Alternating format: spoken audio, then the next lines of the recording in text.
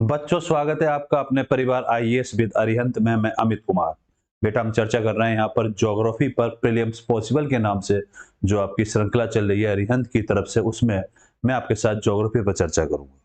तो चलिए ज्योग्राफी को आगे बढ़ाते हैं। जहां हमारी क्लास चल रही थी उससे आगे क्लास को लेकर चलेगी।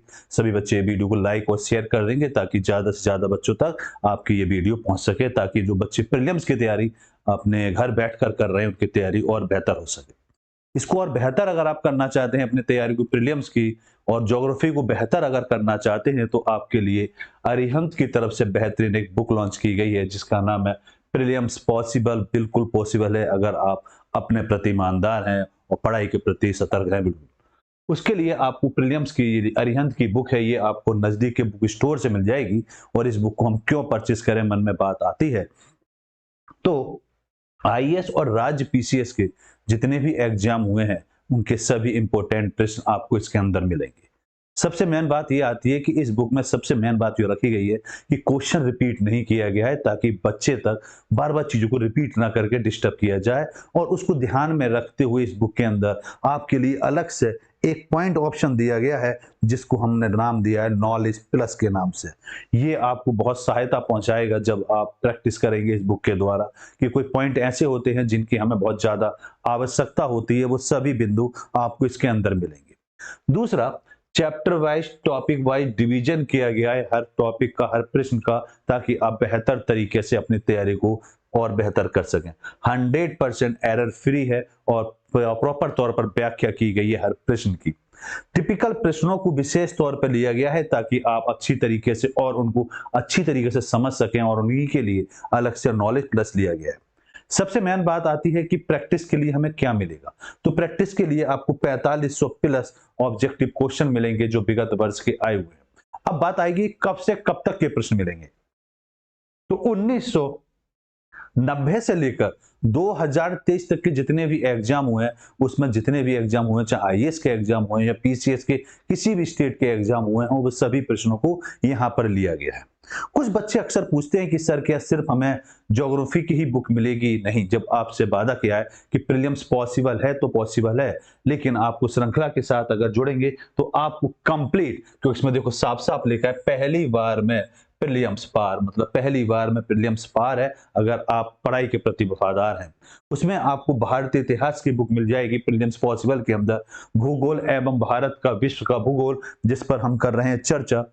दूसरा है भारतीय राज्य व्यवस्था, भारतीय अर्थव्यवस्था और सामान्य विज्ञान की, ये सभी बुक आपको मिल जाएंगी। और प्रत्येक बुक में 100% एरर फ्री है, व्याख्या किया गया है। टिपिकल प्रश्नों के लिए जो मैंने आपको बताया नॉलेज प्लस दिया गया है।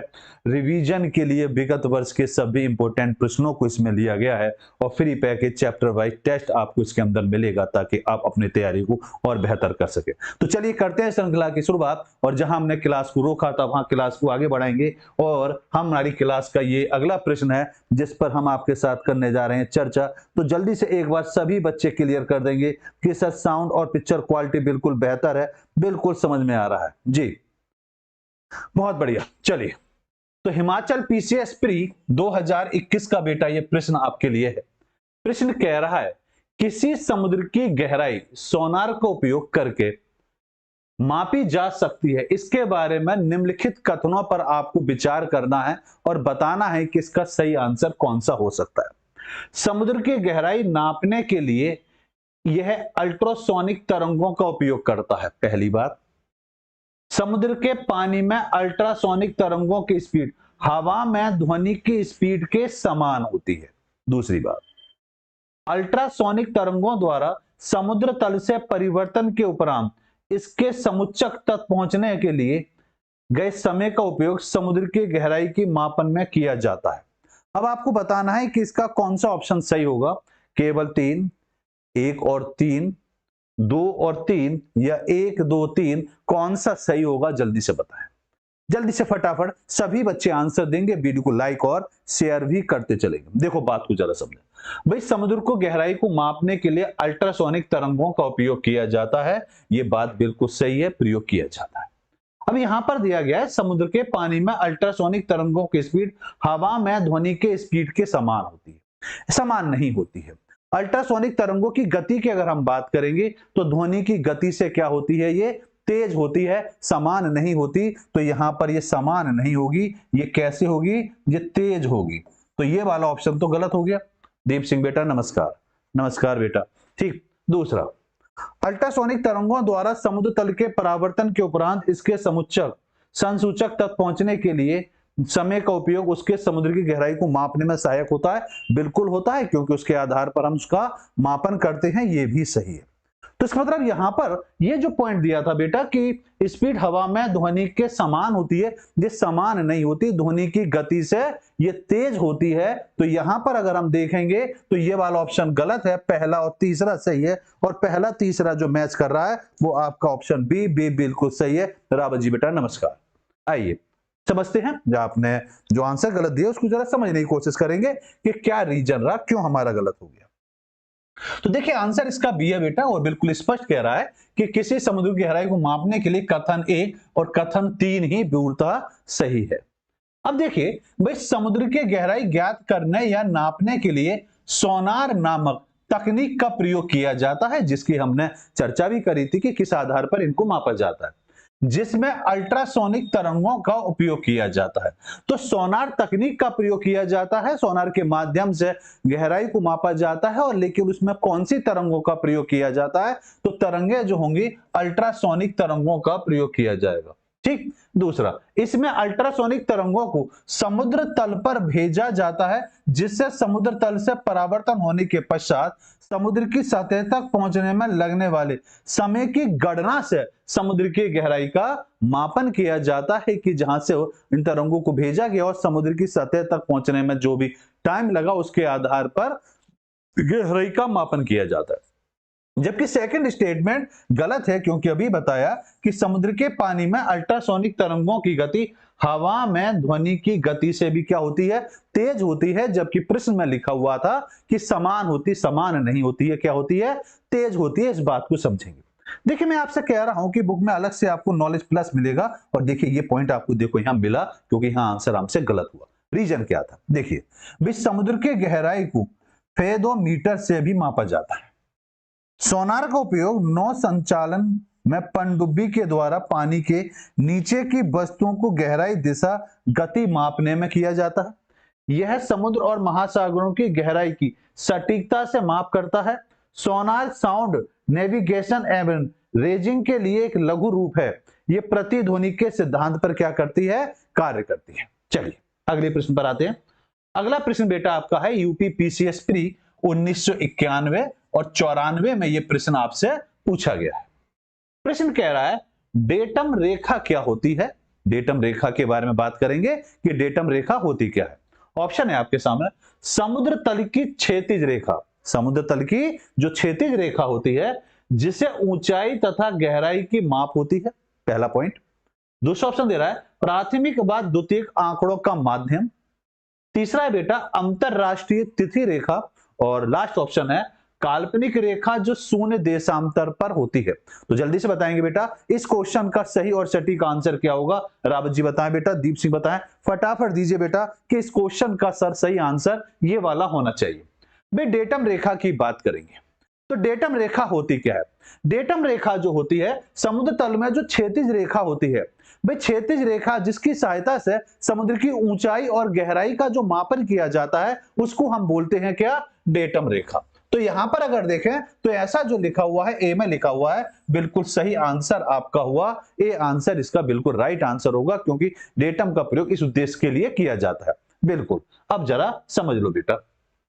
तो व्याख्या ए बिल्कुल स्पष्ट कह रही है कि डेटम रेखा एक क्षैतिज रेखा होती है जिसकी सहायता से समुद्र की ऊंचाई तथा गहराई की माप की जाती है। इसके माध्यम से समुद्र की ऊंचाई कितनी है और उसकी गहराई कितनी है इसके आधार पर समुद्र तल के आधार पर मापा जाता है।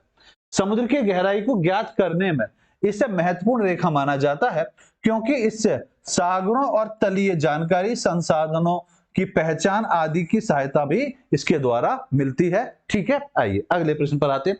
अच्छा, अब हमारा एक टॉपिक शुरू हो रहा है, और आज का जो हमारा टॉपिक है वो टॉपिक आपका है ये कि जिसमें हमें चर्चा करनी है कि महासागरीय तापमान एवं लवणता के बारे में हम पढ़ेंगे कि समुद्र का जो तापमान होता है और उसमें जो लवणता पाई जाती है उसको लेकर क्या क्या पॉइंट आपके लिए इंपॉर्टेंट है और एग्जाम में क्या क्या प्रश्न पूछे गए हैं, पूछने की संभावना बनती है। देखिए, पहले महासागरीय तापमान को समझते हैं। महासागरीय तापमान क्या होता है, इसको थोड़ा हम वायुमंडल से अलग हटकर पढ़ेंगे, क्योंकि वायुमंडल का टेम्परेचर तापमान के आधार पर जो हमने पिछली क्लास में पढ़ा और समुद्र का जो तापमान है, इनमें दोनों में लगभग भिन्नता पाई जाती है, एक दूसरे के लगभग अपोजिट भी माने जा सकते हैं। भाई सामान्य औसत तापमान की अगर बात करें कि समुद्र का औसत तापमान कितना होता है, क्योंकि सब जगह टेम्परेचर भाई कहीं ज्यादा है कहीं कम है, तो उसके आधार पर अगर हम देखेंगे तो ओवरऑल जो हमारे 5 महासागर हैं उनका अगर हम टेम्परेचर देखते हैं तो वो टेम्परेचर जो निकलता है, औसत टेम्परेचर, वो 27 डिग्री सेल्सियस के आसपास बैठता है। अब टेम्परेचर को कौन कौन से बिंदु हैं, क्या हैं जो उसको प्रभावित करते हैं, क्योंकि टेम्परेचर तो हमने मान लिया कि 27 डिग्री एक एवरेज टेम्परेचर रहा होगा, लेकिन हम अटलांटिक में जाएंगे तो वहां टेम्परेचर बिल्कुल माइनस में चला जाएगा, और अगर हम पैसिफिक ओशियन में जाएंगे तो वहां टेम्परेचर बढ़ा हुआ मिलेगा, क्योंकि वहां पर ज्वालामुखी विस्फोट होते रहते हैं या ज्वालामुखी की संख्या ज्यादा पाई जाती है। तो इसको प्रभावित करने वाले कारक की बात करेंगे तो सबसे मेन कारक है अक्षांश। अगर सभी ऑप्शन आ जाते हैं और उसमें हम कहेंगे पहला ऑप्शन हम किसको रखेंगे, तो अक्षांश मेन होगा, क्योंकि अक्षांश के आधार पर चाहे नॉर्थ या साउथ में जाएंगे तो वहां पर क्या कंफर्म है कि टेम्परेचर में नॉर्थ साउथ की तरफ जाने पर टेम्परेचर ऑटोमेटिक कम होता चला जाता है। महासागरीय धाराएं महत्वपूर्ण रोल अपनाती हैं, क्योंकि समुद्र में भाई 2 तरह की धाराएं होती है, ठंडी और गर्म धाराएं। इनकी चर्चा आने वाले अगली क्लास हमारी इसी पर रिलेटेड है कि महासागर में कौन कौन सी धाराएं और किस किस महासागर में ठंडी धारा कौन सी है और आपकी गर्म धारा कौन सी है। फिर स्थल और जल का असमान वितरण, बिल्कुल ठीक बात। भाई समुद्र के किनारे जो टेम्परेचर स्थल भाग है वो सब जगह समान नहीं है, कहीं ऊंचा है कहीं नीचा है, तो ये भी एक प्रभावित बन सकता है। दिन की अवधि, क्योंकि सब जगह दिन की अवधि समान नहीं होती, कि नॉर्थ की कंडीशन और साउथ की कंडीशन को देखें तो ये बिल्कुल अपोजिट बैठते हैं, और इसका रीजन क्या है आपने रेगुलर क्लास कर रहे हैं, पिछली क्लास में हमने चर्चा करी कि दिन कब बड़ा होगा कब छोटा होगा, उस पर आप समझ सकते हैं। सूर्य की किरणों का कोण, बिल्कुल भाई सूर्य का प्रकाश जो पृथ्वी पर पड़ता है वो सब जगह समान रूप से तो नहीं पड़ता ना, तो उसके लिए जो एंगल बनता है, और एंगल जो बनता है वो 23 डिग्री हाफ के बाद नॉर्थ और साउथ में अलग अलग एंगल बनता है, जिसकी वजह से इस पर प्रभाव पड़ता है। समुद्री धाराएं दूसरा। नेक्स्ट है पवनों की दशा। पवनों की दशा हमने पढ़ी थी कि पृथ्वी पर जो पवनों की दशाएं होती हैं वो डिपेंड करती हैं आपकी विषुवत रेखा से, और विषुवत रेखा से जो पवनें चलती हैं वो कुछ इस तरह से चलती हैं, और इसी तरह से आप ये देखेंगे कि ये प्रभाव जो होता है ये परिवर्तित होता रहता है। तो पवनों का बहुत बड़ा रोल होता है, और मेन रोल अगर आप देखें तो अक्षांश पवनों और समुद्र की धाराओं का सबसे बड़ा रोल होता है। ऋतु परिवर्तन का प्रभाव, बिल्कुल ऋतु परिवर्तन। महासागरीय जल का घनत्व, बिल्कुल बहुत बढ़िया बात। और हिमखंडों का प्रभाव, क्योंकि कहीं पर हिमखंड पाए जा रहे हैं और कहीं पर हिमखंड नहीं पाए जाते, तो इसका भी एक अलग प्रभाव पड़ता है। अगर इसका वितरण किया जाए कि हम इसको कैसे डिवाइड करेंगे, तो डिवाइड करने के लिए हम अक्षांश और गहराई में वृद्धि से तापमान कम होना और उत्तरी गोलार्ध के महासागरों का तापमान अधिक होना, ये इसका मेन कारण है। दूसरा, सर्वाधिक तापमान जो होगा वो कर्क रेखा और मकर रेखा के मध्य में होगा, और होने का रीजन जो मेन रीजन है वो रीजन हम पिछली क्लासों में भी कर चुके हैं चर्चा। भाई 23 डिग्री हाफ ये नॉर्थ हो गया और 23 डिग्री साउथ ये हो गया। रीजन है यहां पर सूर्य के प्रकाश का लंबवत पड़ना, ये मेन रीजन है, जिसकी वजह से हमेशा हम कोई भी टेम्परेचर माने, चाहे तापमान आप स्थल भाग का मान लीजिए या सागर का मान लीजिए, तो यहां पर टेम्परेचर हमेशा स्थल और जल का टेम्परेचर हमेशा ज्यादा रहेगा, और ज्यादा होने का कारण है कि आपकी सूर्य की जो प्रकाश की किरणें हैं वो हमेशा वहां पर लंबवत बनी रहती है। दूसरा पॉइंट आता है आपका सर्वाधिक तापमान कर्क रेखा पर होता है, और इसकी प्रवणता क्लोइन या तीव्र मापन गिरावट के क्षेत्र पर निर्भर करता है। आइए आगे बात को और समझते हैं। अब जो आता है इसका स्रोत क्या क्या है, कौन कौन से स्रोत हैं जिनके द्वारा हम इनका आकलन करते हैं कि भाई ये स्रोत हैं जिनके आधार पर हमने इतनी सारी बातों को रखा। तो वो स्रोत कौन कौन से हैं, तो स्रोत अगर देखेंगे तो स्रोत भाई नदियों के द्वारा पवन, ज्वालामुखी से निर्मित राख, प्रभावित जल के माध्यम से लवण और सागरों में पहुंचना, बिल्कुल, भाई सागरों में जो आपका पानी पहुँचेगा वो इन सभी माध्यमों से पहुँचेगा। भाई नदियों के द्वारा नदियों में पानी कहाँ से आएगा? ग्लेशियरों के पिघलने से और छोटी-छोटी नदियों के पहुँचने के माध्यम से वो जल जो पहुँचेगा, वो सागर में पहुँचेगा। वो डिपेंड करता है कि नदियों का पानी किस स्थिति से वहाँ तक पहुँच रहा है, वो भी एक महत्वपूर्ण कारण बनता है उस क्षेत्र में समुद्र का जहाँ पर वो पानी जाकर गिर रहा है। और इसी के आधार पर वहाँ की लवणता भी निर्भर करेगी। अब लवणता ये आपके एग्जाम में डायरेक्ट पूछा जाता है। ये आंकड़े तो आपको कंठस्थ बिल्कुल करने ही पड़ेंगे कि भाई ये तो हमें याद करना पड़ेगा, क्योंकि यहां से ऑप्शन जो आएंगे या तो सीधे मैच करने वाले आते हैं, एक तरफ नाम दिया जाएगा उसके ऊपर परसेंटेज वगैरह पूछता है। जैसे सोडियम क्लोराइड लिखा है तो सोडियम क्लोराइड NO2Cl फार्मूला जरूर याद रखेंगे, जिसका परसेंटेज जो पाया जाता है 77.8% पाया जाता है समुद्र के अंदर। इसी तरह मैग्नीशियम क्लोराइड MgCl2 10.9% आपका यहां पाया जाता है। मैग्नीशियम सल्फेट की बात करेंगे MgSO4 और 4.7% यहां पर आएगा। और कैल्शियम सल्फेट की बात करेंगे CaSO4 3.6% इसके अंदर आती है। इसी तरह पोटेशियम सल्फेट की बात करेंगे KSO4 और हाँ परसेंटेज बेटा जो आएगा वो 2.5% के आसपास आता है। कैल्शियम कार्बोनेट की बात करेंगे CaCO3 और ये 0.3% के आसपास आपका बैठता है। मैग्नीशियम ब्रोमाइड की बात करेंगे MgBr और ये परसेंटेज 0.2% के आसपास आपका यहां परसेंटेज बैठता है। ये आंकड़े जरूर याद करेंगे। अगर इनको डिवाइड करते हैं, वितरण करते हैं इनका, तो वितरण करने के स्रोत क्या रहेंगे? भाई भूमध्य रेखा से ध्रुवों की ओर कम होना, उच्चतम लवणता उत्तरी गोलार्ध में 20 से 40 डिग्री अक्षांश के मध्य पाया जाएगा। ये बहुत इंपॉर्टेंट है, इसको याद रखेंगे क्योंकि हम डिस्कशन जब क्वेश्चनों का करेंगे तो वहां पर इसका महत्वपूर्ण रोल आएगा। जबकि दक्षिणी गोलार्ध में देखेंगे तो 10 से 30 डिग्री अक्षांश के मध्य पाया जाएगा। लवणता की बात करें तो मृत सागर है आपका, सर्वाधिक लवणता पाई जाती है, जहां पर 330% के आसपास लवणता पाई जाती है। उच्च अक्षांशों में गहराई के साथ लवणता में क्या होती है? वृद्धि। तो बिल्कुल क्लियर है, हम एक बात बिल्कुल याद रखेंगे, जब आप मैपिंग करेंगे तो मैपिंग में आप ये चीज देख सकते हैं कि मैप में बिल्कुल स्पष्ट होता है कि कहीं पर नीले पानी की गहराई ज्यादा होती है और कहीं पर गहराई कम होती है, कम नीला होता है। तो ये बात स्पष्ट हो रही है कि उच्च अक्षांश में गहराइयों के साथ लवणता में वृद्धि होती है। जैसे जैसे हम अक्षांश की ओर बढ़ेंगे, चाहे नॉर्थ की तरफ या साउथ की तरफ, तो ये कंफर्म है कि अक्षांश के बढ़ने से आपकी लवणता का प्रभाव भी बदलता चला जाएगा और वो बढ़ता हुआ दिखाई देगा। इसी तरह अगर हम आगे आते हैं, अब देखिए जो चीज हमने पढ़ी उसके आधार पर जरा प्रश्नों पर चर्चा करते हैं। और आपके सामने यूपी PCS प्री 2003 का ये प्रश्न आपके सामने आया। प्रश्न ये कह रहा है, तो महासागरीय जल के तापमान के वितरण को निम्नलिखित में से कौन सा कारक प्रभावित नहीं करता? हमने बहुत सारे कारक पढ़े थे, अक्षांश पढ़ा था, समुद्र की धारा पढ़ी थी, समुद्री धाराओं को पढ़ा, तापमानों को पढ़ा, बहुत सारी चीजों को हमने पढ़ा। अब आपको बताना है कि इसमें मेन कारक कौन सा होगा। अक्षांश हमने पढ़ा, देशांतर पढ़ा नहीं पढ़ा पता नहीं, प्रचलित पवनें पढ़ा और महासागरीय धाराओं पर हमने चर्चा की। तो जरा बताइए कि इसका सही और सटीक आंसर क्या हो सकता है कि भाई महासागरीय तापमान को जो प्रभावित करने वाला कारक जो होगा वो क्या होगा। ये बात तो बिल्कुल क्लियर है कि हमने जो चर्चा करी कि भाई प्रभावित करने में सबसे ज्यादा रोल जो होगा वो किसका होगा? आपके अक्षांश का होगा। तो ये तो कंफर्म है कि अक्षांश प्रभावित करेगा, बिल्कुल बिल्कुल कंफर्म है। दूसरी बात, क्योंकि अभी अभी हमने पढ़ा था कि भाई अक्षांश में स्पष्ट है कि अक्षांश के जैसे जैसे अक्षांश बढ़ेगा, तापमान के समुद्र के टेम्परेचर भी क्या होता चला जाएगा? बढ़ता चला जाएगा। उच्च अक्षांश के बढ़ने से टेम्परेचर भी क्या होता है? बढ़ता चला जाता है। तो ये बात तो क्लियर होगी। प्रचलित पवनें, बिल्कुल, क्योंकि हमने पवनों का भी ग्राफ बनाया था कि पवनों के अकॉर्डिंग भी आपके समुद्र के तापमान को भी प्रभावित करा जाता है।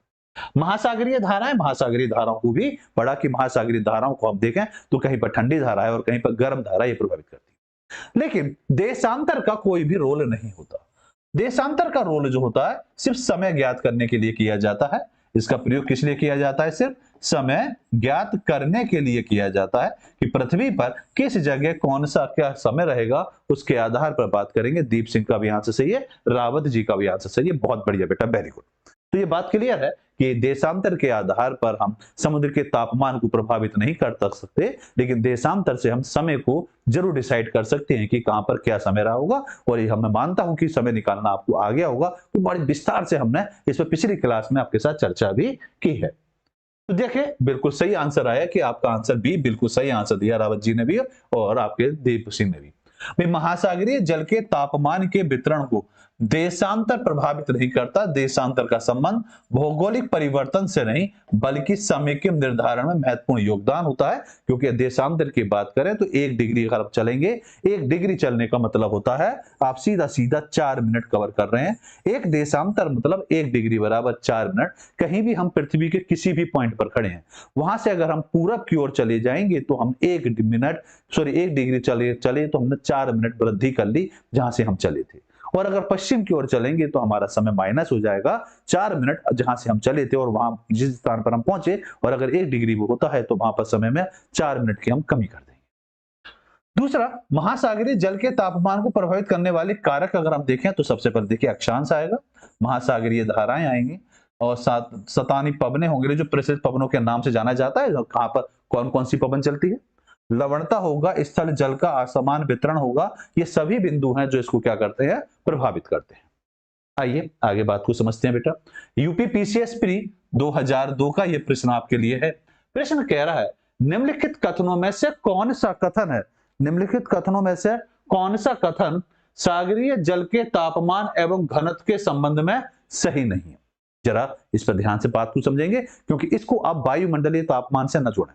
वायुमंडलीय तापमान से जोड़ देंगे तो गलत हो जाएगा, क्योंकि अभी मैंने थोड़ी देर पहले डिस्कशन करा था कि वायुमंडलीय टेम्परेचर अलग कंडीशन में आएगा और आपका जो है कहना चाहिए सागरीय टेम्परेचर को हम अलग तरीके से आंकेंगे। तो जरा बताइए कि इसका सही आंसर कौन सा होगा जो सही नहीं बैठ रहा। तापमान सागरीय जल के घनत्व का नियंत्रण होता है।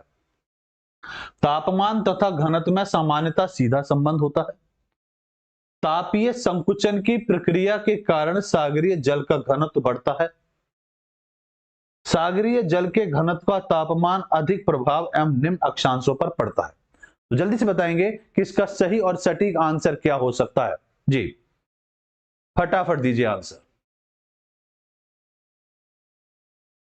फटाफट दीजिए। सेकंड का आंसर दिया है रावत जी ने, आंसर दिया है बी। बिल्कुल सही आंसर, बिल्कुल सही आंसर दिया है बेटा कि तापमान तथा घनत्व के समान में सीधा संबंध नहीं होता। इनमें सीधा संबंध नहीं होता, इसमें व्युत्क्रमानुपाती संबंध होता है। तो ये बात बिल्कुल ठीक बैठती है कि आपका ये आंसर गलत हो गया, क्योंकि तापमान सागर के जलत का घनत्व क्या होता है, नियंत्रण होता है। बिल्कुल सही बात लिखी है। और तापमान संकुचन की प्रक्रिया के कारण सागरीय जल का घनत्व क्या होता है, वो बढ़ता रहता है। दूसरा, सागरीय जल के घनत्व का तापमान अधिक प्रभाव निम्न अक्षांशों पर पड़ता है। और ये बात हमने समझी थी कि उच्च अक्षांश के साथ साथ बढ़ने पर टेम्परेचर, गहराई के साथ साथ बढ़ने पर या उच्च अक्षांश के बढ़ने पर टेम्परेचर क्या होता है, वो कंफर्म बढ़ता चला जाता है। तो यह बिल्कुल सही आंसर आया भाई दोनों बच्चों का कि आंसर सर आपका बी है, बिल्कुल सही आंसर है। सागरीय जल के तापमान एवं घनत्व के संबंध में अगर हम बात करें तो कथन बी बिल्कुल सही नहीं है, क्योंकि सागरीय जल के तापमान एवं घनत्व में सामान्यतः व्युत्क्रमानुपाती संबंध होता है। अर्थात हम ये बात करें, व्युत्क्रमानुपाती की बात करें तो सागरीय जल का घनत्व तापमान में वृद्धि होने पर क्या होता है, बढ़ता है। जबकि वायुमंडल में पढ़ा था कि जैसे ही तापमान बढ़ेगा घनत्व भी बढ़ता चला जाएगा। सागरीय जल की सतह के द्वारा अधिक सूर्य ताप की प्राप्ति से जल का तापीय प्रसार होता है, जिसके कारण सागरीय जल का घनत्व कम होता है। भूमध्य रेखा के निकट सागर के जल का तापमान अधिक होता है और यह ध्रुवों की ओर बढ़ने पर घटता चला जाता है। बिल्कुल बात सही। आइए आगे बात को समझते हैं। आईएएस प्री 2007 का यह प्रश्न आपके लिए है बेटा। प्रश्न कह रहा है निम्नलिखित कथनों पर विचार कीजिए, विचार करके बताइए। अटलांटिक महासागर की तुलना में प्रशांत महासागर में तापमान का वार्षिक परिसर अधिक होता है। पहली बात। दक्षिणी गोलार्ध की तुलना में उत्तरी गोलार्ध में तापमान का वार्षिक परिसर अधिक होता है। उपरोक्त कथनों में से कौन सा कथन सही है? केवल फर्स्ट, केवल सेकंड, फर्स्ट और सेकंड, ना फर्स्ट सही है और ना सेकंड सही है। तो जल्दी से बताएंगे कि इस क्वेश्चन का सही और सटीक आंसर क्या होगा जो आपको लगता है कि सही होना चाहिए। जी जल्दी से आंसर देंगे। रावत जी दे, दीप सिंह दे, बाकी सभी बच्चे आंसर दो। इस समय लाइव हैं, सभी बच्चे आंसर देंगे। सर इस क्वेश्चन का सही और सटीक आंसर ये वाला बैठता है। देखिए हम बात की, अगर हम बात करें भाई अटलांटिक महासागर की तुलना में प्रशांत महासागर में तापमान का वार्षिक परिसर अधिक होता है। ये तापमान में जो वृद्धि होती है ये बेटा अटलांटिक महासागर के आधार पर नहीं कह सकते। हमने ये पढ़ा था कि अभी अक्षांश के साथ बढ़ने पर, जैसे जैसे अक्षांश बढ़ेगा वैसे ही टेम्परेचर में क्या होती चली जाएगी, वृद्धि होती चली जाएगी। ये बात गलत बैठती है। दक्षिणी गोलार्ध की तुलना में उत्तरी गोलार्ध में तापमान का वार्षिक परिसर अधिक होता है। बिल्कुल, ये बात बिल्कुल सही लिखी हुई है, क्योंकि ये जो होता है वो अधिक होता है, तो सेकंड बिल्कुल सही आंसर होगा। रावत जी ने आंसर दिया थर्ड का भी, बहुत बढ़िया बेटा, वेरी गुड। देखिए बात को समझते हैं, आइए व्याख्या पे जरा ध्यान देते हैं।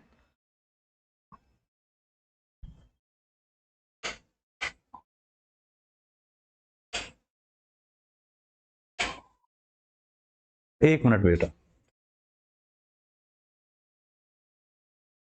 हाँ मैं मानता हूं अब बात आपको बिल्कुल क्लियर होगी। तो यहां पर अगर देखें तो दिए गए कथनों में कथन सेकंड ही सही है। दक्षिणी गोलार्ध की तुलना में उत्तरी गोलार्ध में महाद्वीपीय विस्तार अधिक होने के कारण तापमान का वार्षिक परिसर अधिक पाया जाता है। फिर उत्तरी गोलार्ध में देखें तो भूभाग अधिक पाया जाता है। स्थलीय भाग का अधिकतम और न्यूनतम तापमान क्रमशः जुलाई और दिसंबर में पाया जाता है। बिल्कुल सही बात है भाई। उत्तरी गोलार्ध में अगर हम बात करें तो सागरीय जल का उच्च वार्षिक तापमान अगस्त और न्यूनतम तापमान फरवरी में अंकित किया जाता है। महासागरीय जल की सतह का औसत दैनिक तापांतरण जो होता है वो लगभग 1 डिग्री सेंटीग्रेड होता है, और उत्तरी गोलार्ध का वार्षिक औसत तापमान जो होता है वो 18.4 डिग्री सेल्सियस के आसपास बैठता है, जबकि दक्षिणी गोलार्ध का जो बैठता है 16.6 डिग्री के आसपास बैठता है। तो इस आधार पर कथन सेकंड जो है वो तो पूरी तरह से गलत हो गया। गलत क्यों हो गया?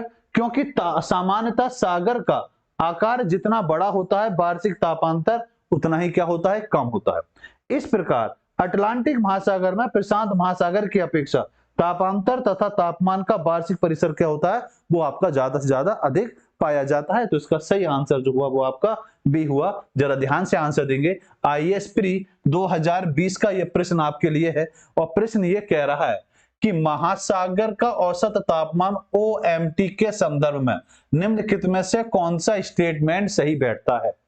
OMT को 26 डिग्री सेल्सियस समताप रेखा की गहराई तक मापा जाता है, जो जनवरी और मार्च में हिंद महासागर के दक्षिणी पश्चिम में 129 मीटर पर होता है। दूसरा, OMT को जनवरी और मार्च में एकत्रित किया जाता है और उसे निर्धारित करने के उपयोग किया जा सकता है कि मानसून के वार्षिक तापमात्रा एक निश्चित दीर्घकाल औसत वर्षा से कम या अधिक होनी चाहिए। अधिक होगी या कम होगी?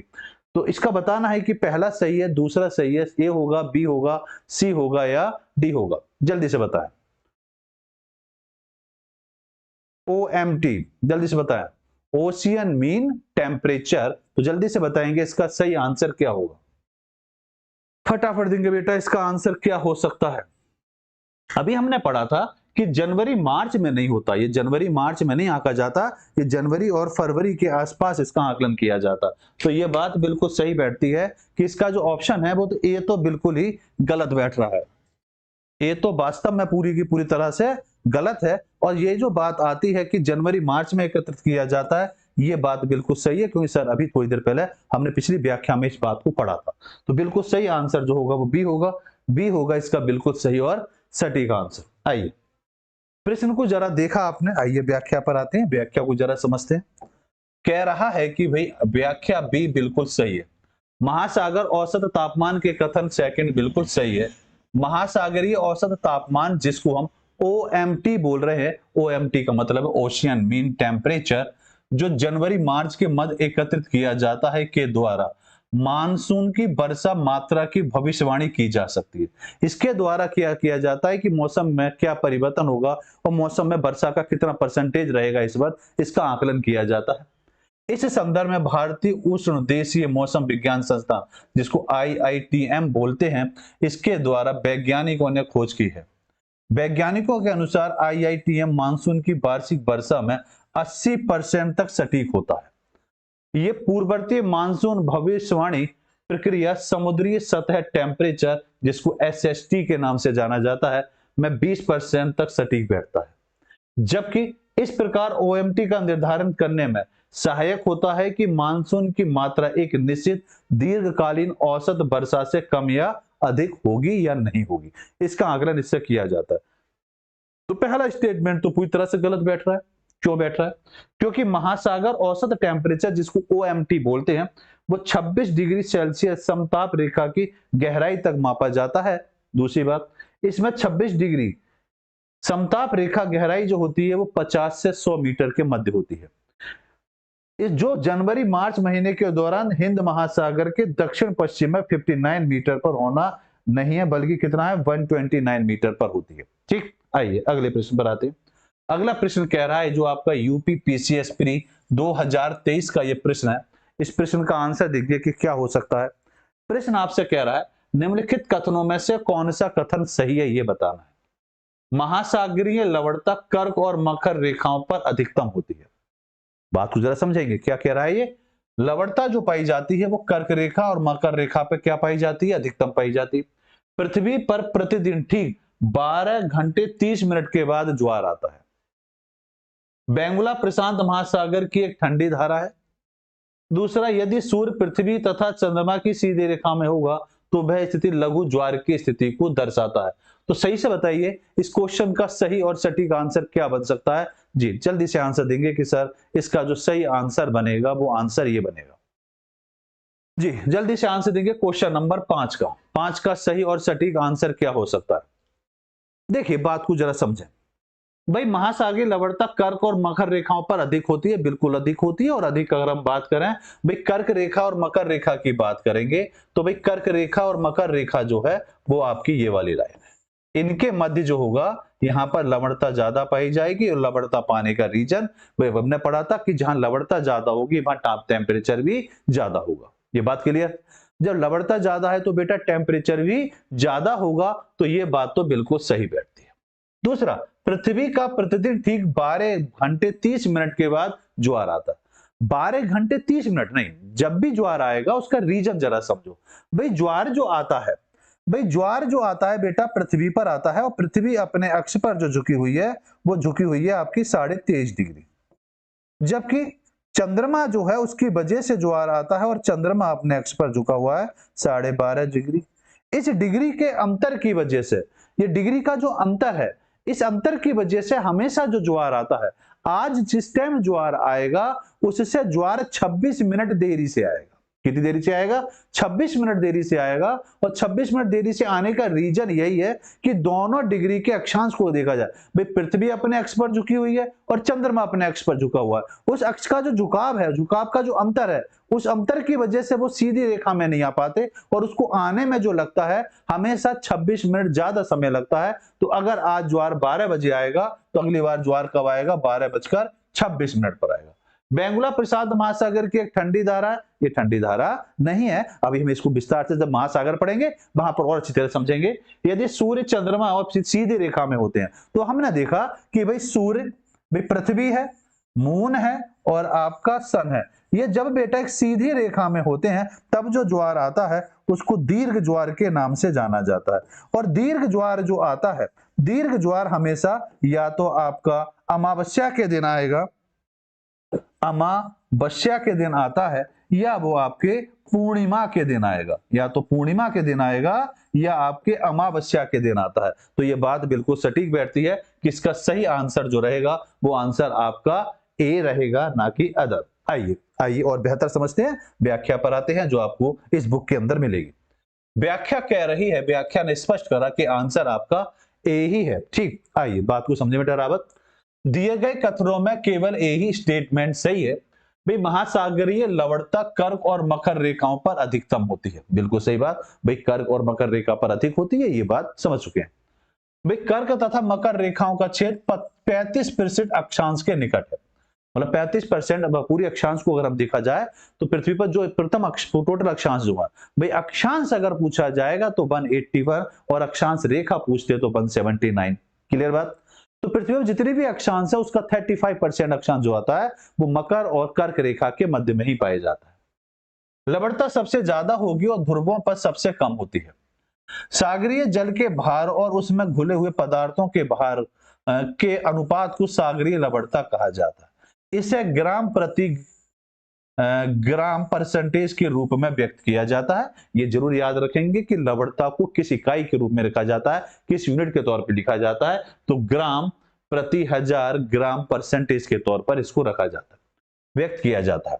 भाई समुद्री जल का औसत लवणता जो है 35 ग्राम प्रति ग्राम प्रति 1000 ग्राम के आसपास पाई जाती है। भाई लवणता के संगठन को क्लोरीन सबसे अधिक मिलने वाला तत्व है।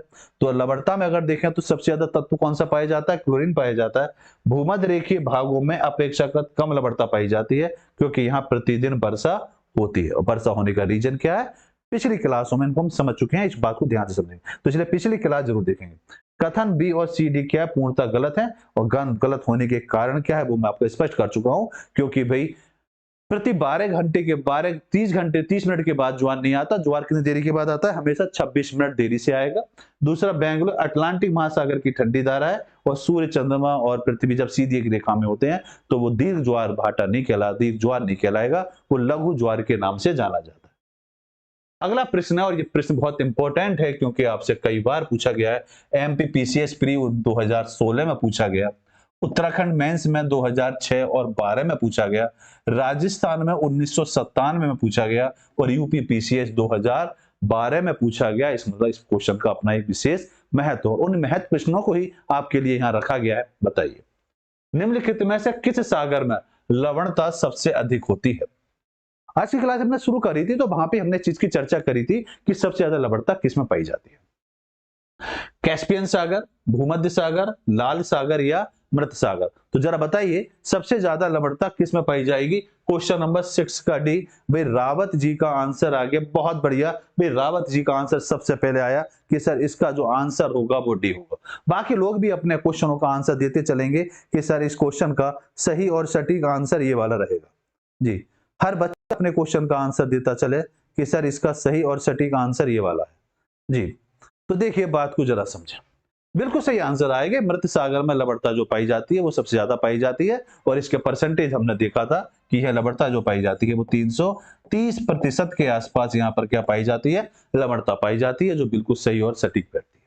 तो बिल्कुल सही आंसर है बेटा आपका सी, सटीक आंसर डी बिल्कुल सही आंसर। तो जरा समझ लीजिए, मृत सागर में लवणता सबसे अधिक पाई जाती है। इसकी लवणता 238 ग्राम प्रति लीटर या 238% है। मृत सागर समुद्र तल से 400 मीटर नीचे अवस्थित है। मतलब समुद्र तल से अगर देखें तो समुद्र तल से इसकी गहराई नीचे पाई जाती है। विश्व की सर्वाधिक लवणता तुर्की की बॉन झील में है। यहाँ लवणता 330 ग्राम प्रति लीटर या 330% के आसपास पाई जाती है। तो यहाँ पर फिलहाल ये जो परसेंटेज है, इस परसेंटेज को हम यहाँ रखेंगे, 330% के आसपास पाई जाती है। यूपी पीसीएस प्री 1995 और 1998 का ये प्रश्न आपसे है। समुद्री जल की लवणता घटती है। समुद्री जल की लवणता कब घटेगी? बाष्पन अधिक होता है तब, वायु वेग उच्च होता है तब, आर्द्रता उच्च होती है तब, या अधिक वर्षा होगी तब। तो लवणता कब घटेगी जरा बताइए कि कौन सी कंडीशन है जहां पर लवणता घटेगी? हमने भी पढ़ा था कि भूमध्य रेखा का जो क्षेत्र है, भूमध्य रेखा के क्षेत्र में लवणता कम पाई जाती है। भूमध्य रेखा या विषुवत रेखा का जो क्षेत्र है जहां लवणता कम पाई जाती है, उसका रीजन क्या है? उसका रीजन यह है कि उस क्षेत्र में वर्षा अधिक होती है, प्रतिदिन होती है। एक तो होती है अधिक होती है, अधिक ना कहें, ये कहें कि वहां वर्षा प्रतिदिन होती है। और वर्षा अगर प्रतिदिन होगी तो लवणता ये कंफर्म है कि लवणता वहां पर कम पाई जाएगी। भाई लवणता पाने का रीजन है कि टेम्परेचर बना रहना चाहिए और हाई टेम्परेचर समान रूप से बना रहना चाहिए। तो वह हाई टेम्परेचर भी रहता है लेकिन वो टेम्परेचर एक निश्चित समय तक रहता है। तो इसका सही आंसर जो होगा अधिक वर्षा होना होगा। अधिक वर्षा जहां होगी वहीं पर क्या होगी? लवणता आपकी कम पाई जाएगी। तो इसका सही आंसर होगा आपका डी, इसका बिल्कुल सही आंसर। बहुत बढ़िया रावत भाई, डी आंसर है। समुद्र जल की लवणता घटती है जब अधिक वर्षा होती है। अधिक वर्षा वाले क्षेत्रों में वर्षा के दौरान शुद्ध जल की प्राप्ति पर्याप्त मात्रा में होती रहती है, इसलिए लवणता की मात्रा में कमी पाई जाती है।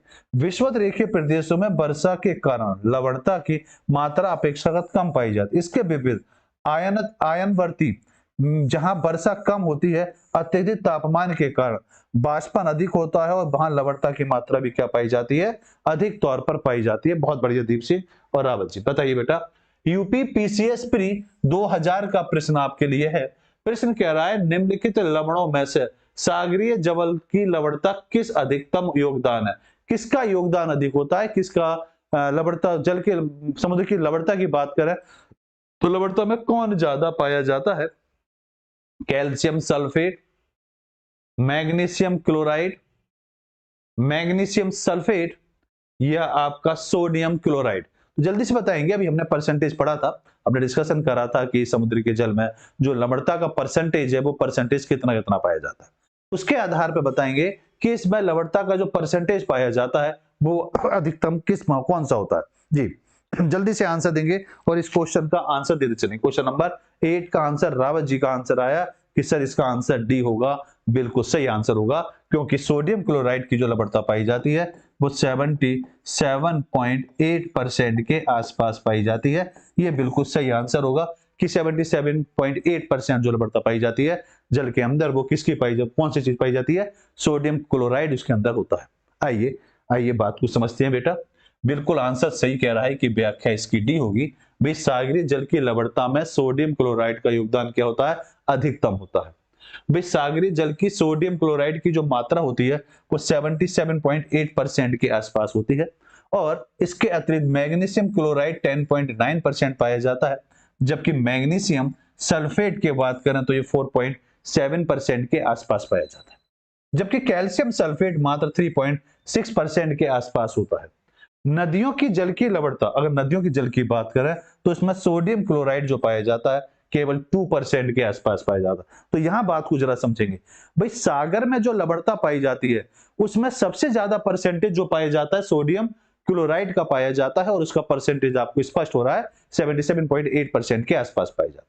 लेकिन अगर नदियों की बात करें तो नदियों में जो लवणता पाई जाती है उसमें अगर हम सोडियम क्लोराइड की मात्रा देखेंगे तो वो कितनी पाई जाएगी? आपकी 2% जाएगी। तो नदी द्वारा लवणता में कैल्शियम की मात्रा 60% होती है। ये बात बिल्कुल स्पष्ट है। बात को कंटेस्ट कर लेंगे कि यहाँ पर लवणता कम क्यों पाई जाती है? क्योंकि नदी में शुद्ध जल की मात्रा बहाव चलता रहता है, ठीक है ना। और जबकि उसमें लवणता के आधार पर देखें सबसे ज्यादा मात्रा जो पाई जाएगी वो किसकी पाई जाएगी? कैल्शियम की पाई जाएगी। और यहाँ कैल्शियम कितना पाया जाता है? 60% के आसपास पाया जाता है। बिल्कुल रावत जी, बिल्कुल सही बेटा जी।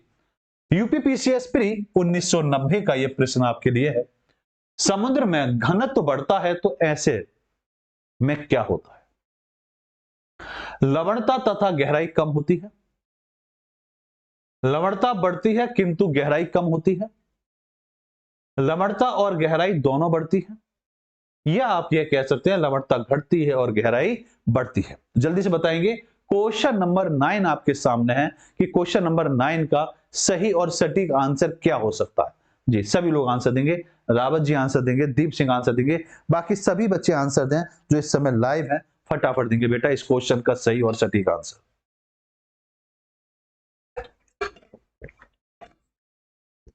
जी बेटा देखिए, अभी हमने सब डिस्कशन करा कि समुद्र में घनत्व बढ़ता है, तो घनत्व अगर बढ़ेगा तो क्लियर है लवणता बढ़ती है किंतु गहराई क्या होती चली जाती है? गहराई आपकी कम होती चली जाएगी।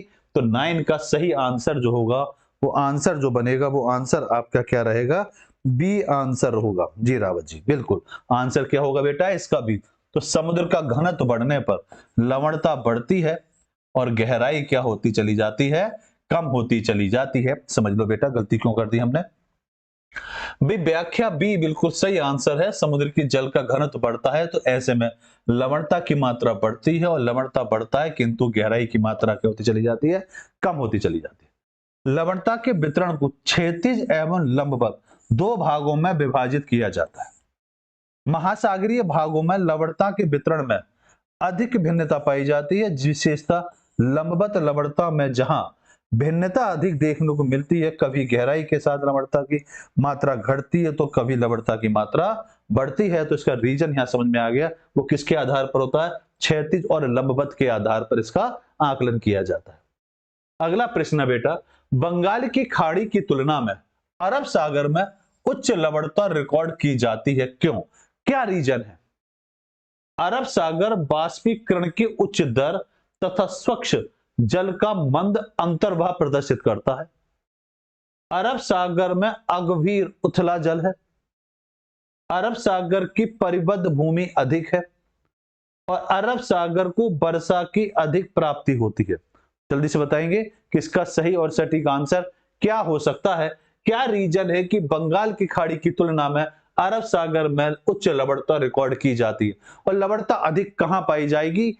ये सभी पॉइंट अगर हमें पता होंगे तो हम बिल्कुल बेहतर तरीके से आंसर दे पाएंगे सर इसका जो सही आंसर जो बनेगा वो किस वजह से बनेगा। जल्दी से बताएंगे इसका सही आंसर क्या होगा। सभी बच्चे आंसर दें कि क्वेश्चन नंबर जो आपका है, क्वेश्चन नंबर जो आपके सामने चल रहा है, इसका सही और सटीक आंसर क्या हो। रावत जी ने आंसर दिया कि सर इसका सही आंसर जो होगा वो ए होगा। बिल्कुल सही आंसर दिया, बहुत बढ़िया बेटा।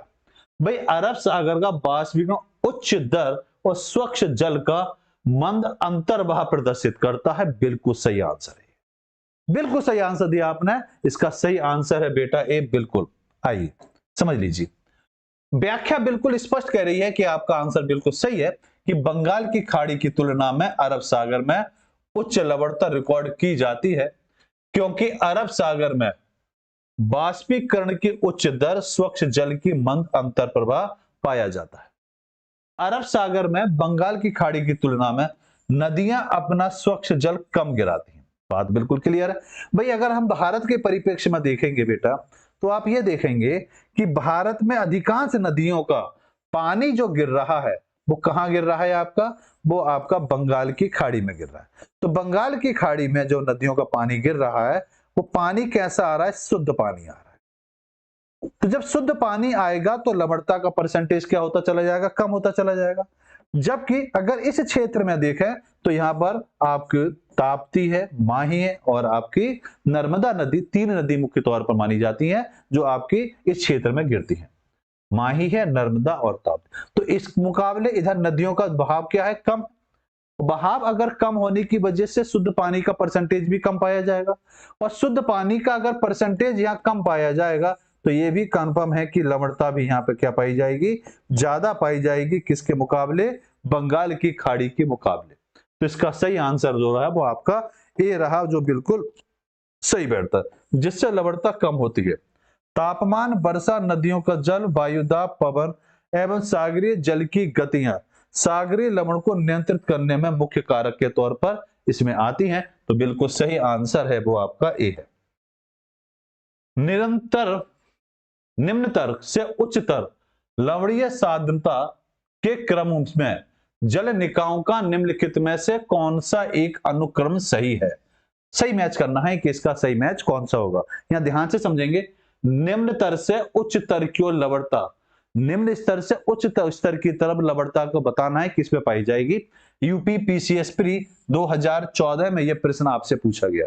ए ऑप्शन है कैलिफोर्निया की खाड़ी, बाल्टिक सागर, लाल सागर, उत्तरी ध्रुवीय सागर।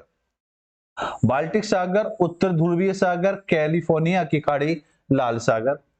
लाल सागर, कैलिफोर्निया की खाड़ी, उत्तरी ध्रुवीय सागर या बाल्टिक सागर, उत्तरी ध्रुवीय सागर, कैलिफोर्निया की खाड़ी, बाल्टिक सागर या लाल सागर। तो जल्दी से आंसर देंगे कि सर इस क्वेश्चन का सही और सटीक आंसर ये वाला बैठना चाहिए, जिसके आधार पर निम्न स्तर से उच्च स्तर की ओर हम जाएंगे। जी जल्दी से बताएं कि सर इसका सही आंसर क्या होगा।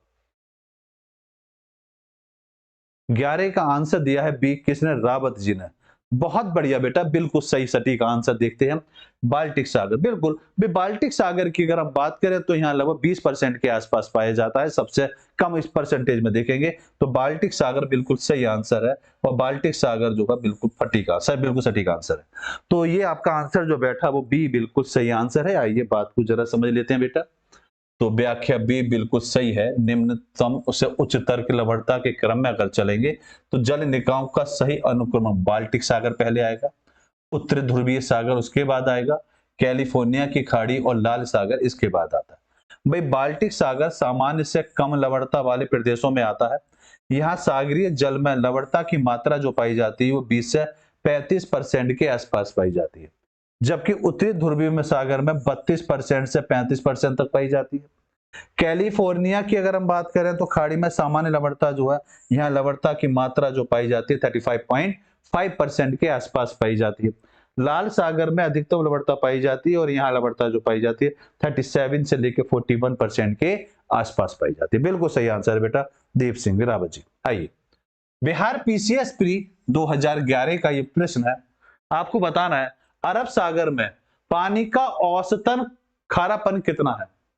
225 पीपीटी, 35 पीपीटी, 45 पीपीटी या 55 पीपीटी। तो जल्दी से बताएंगे कि किस खारापन सबसे ज्यादा अरब सागर का कितना परसेंटेज है?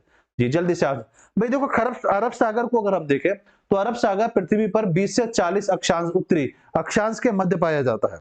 ठीक, तो जल्दी से बताइए इसका सही आंसर क्या हो सकता है? मैंने पहले ही कहा था कि पोजीशन का बहुत बड़ा रोल है, पोजीशन हमें पता होनी चाहिए, किसकी पोजीशन कहां पर आती है। तो यहां पर अगर आप देखें अरब सागर को, तो अरब सागर को आप देखेंगे तो अरब सागर आपका ये वाला क्षेत्र है, और यहां पर लवणता की अगर हम बात करेंगे तो लवणता भाई बंगाल की खाड़ी से अभी हमने तुलना करी थी, और बंगाल की खाड़ी से जब हमने तुलना करी तो वहां हमने देखा कि वहां जो परसेंटेज पाया जाता है वो परसेंटेज जो है बंगाल की खाड़ी से मुकाबले ज्यादा पाया जाता है। अब जो ज्यादा पाया जाएगा तो वो कितना होगा? तो फिलहाल इसको आप याद रखेंगे, 35 पीपीटी के आसपास यहाँ पाया जाता है। बिल्कुल दीप सिंह का आंसर बिल्कुल सही और सटीक आंसर है। वेरी गुड बेटा। आइए बात को जरा समझिए, बिल्कुल सही आंसर है। भी अरब सागर में पानी का औसत खारापन जो पाया जाता है वो 35 पीपीटी के आसपास पाया जाता है।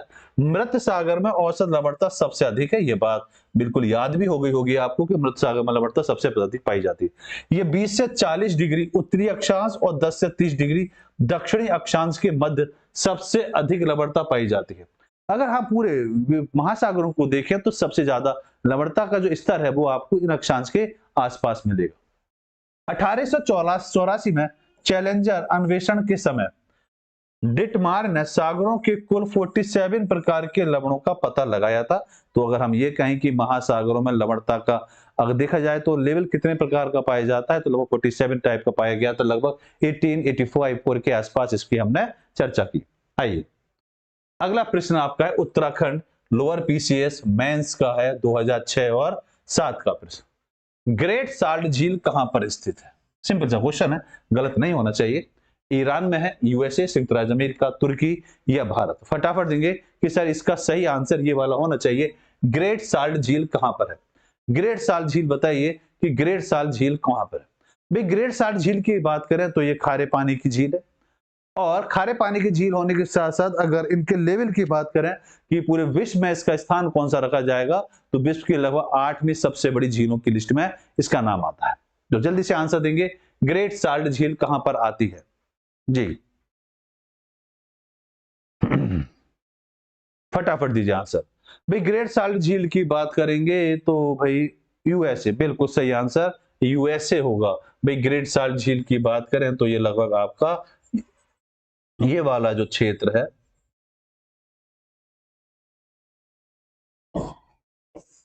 लगभग इस क्षेत्र में ये पाई जाती हैं, तो इसका सही आंसर होगा यूएसए, संयुक्त राज्य अमेरिका। और ग्रेट साल्ट झील की बात करें तो पश्चिम भाग में सबसे बड़ी खारे पानी की झीलों में इसका एक नाम है।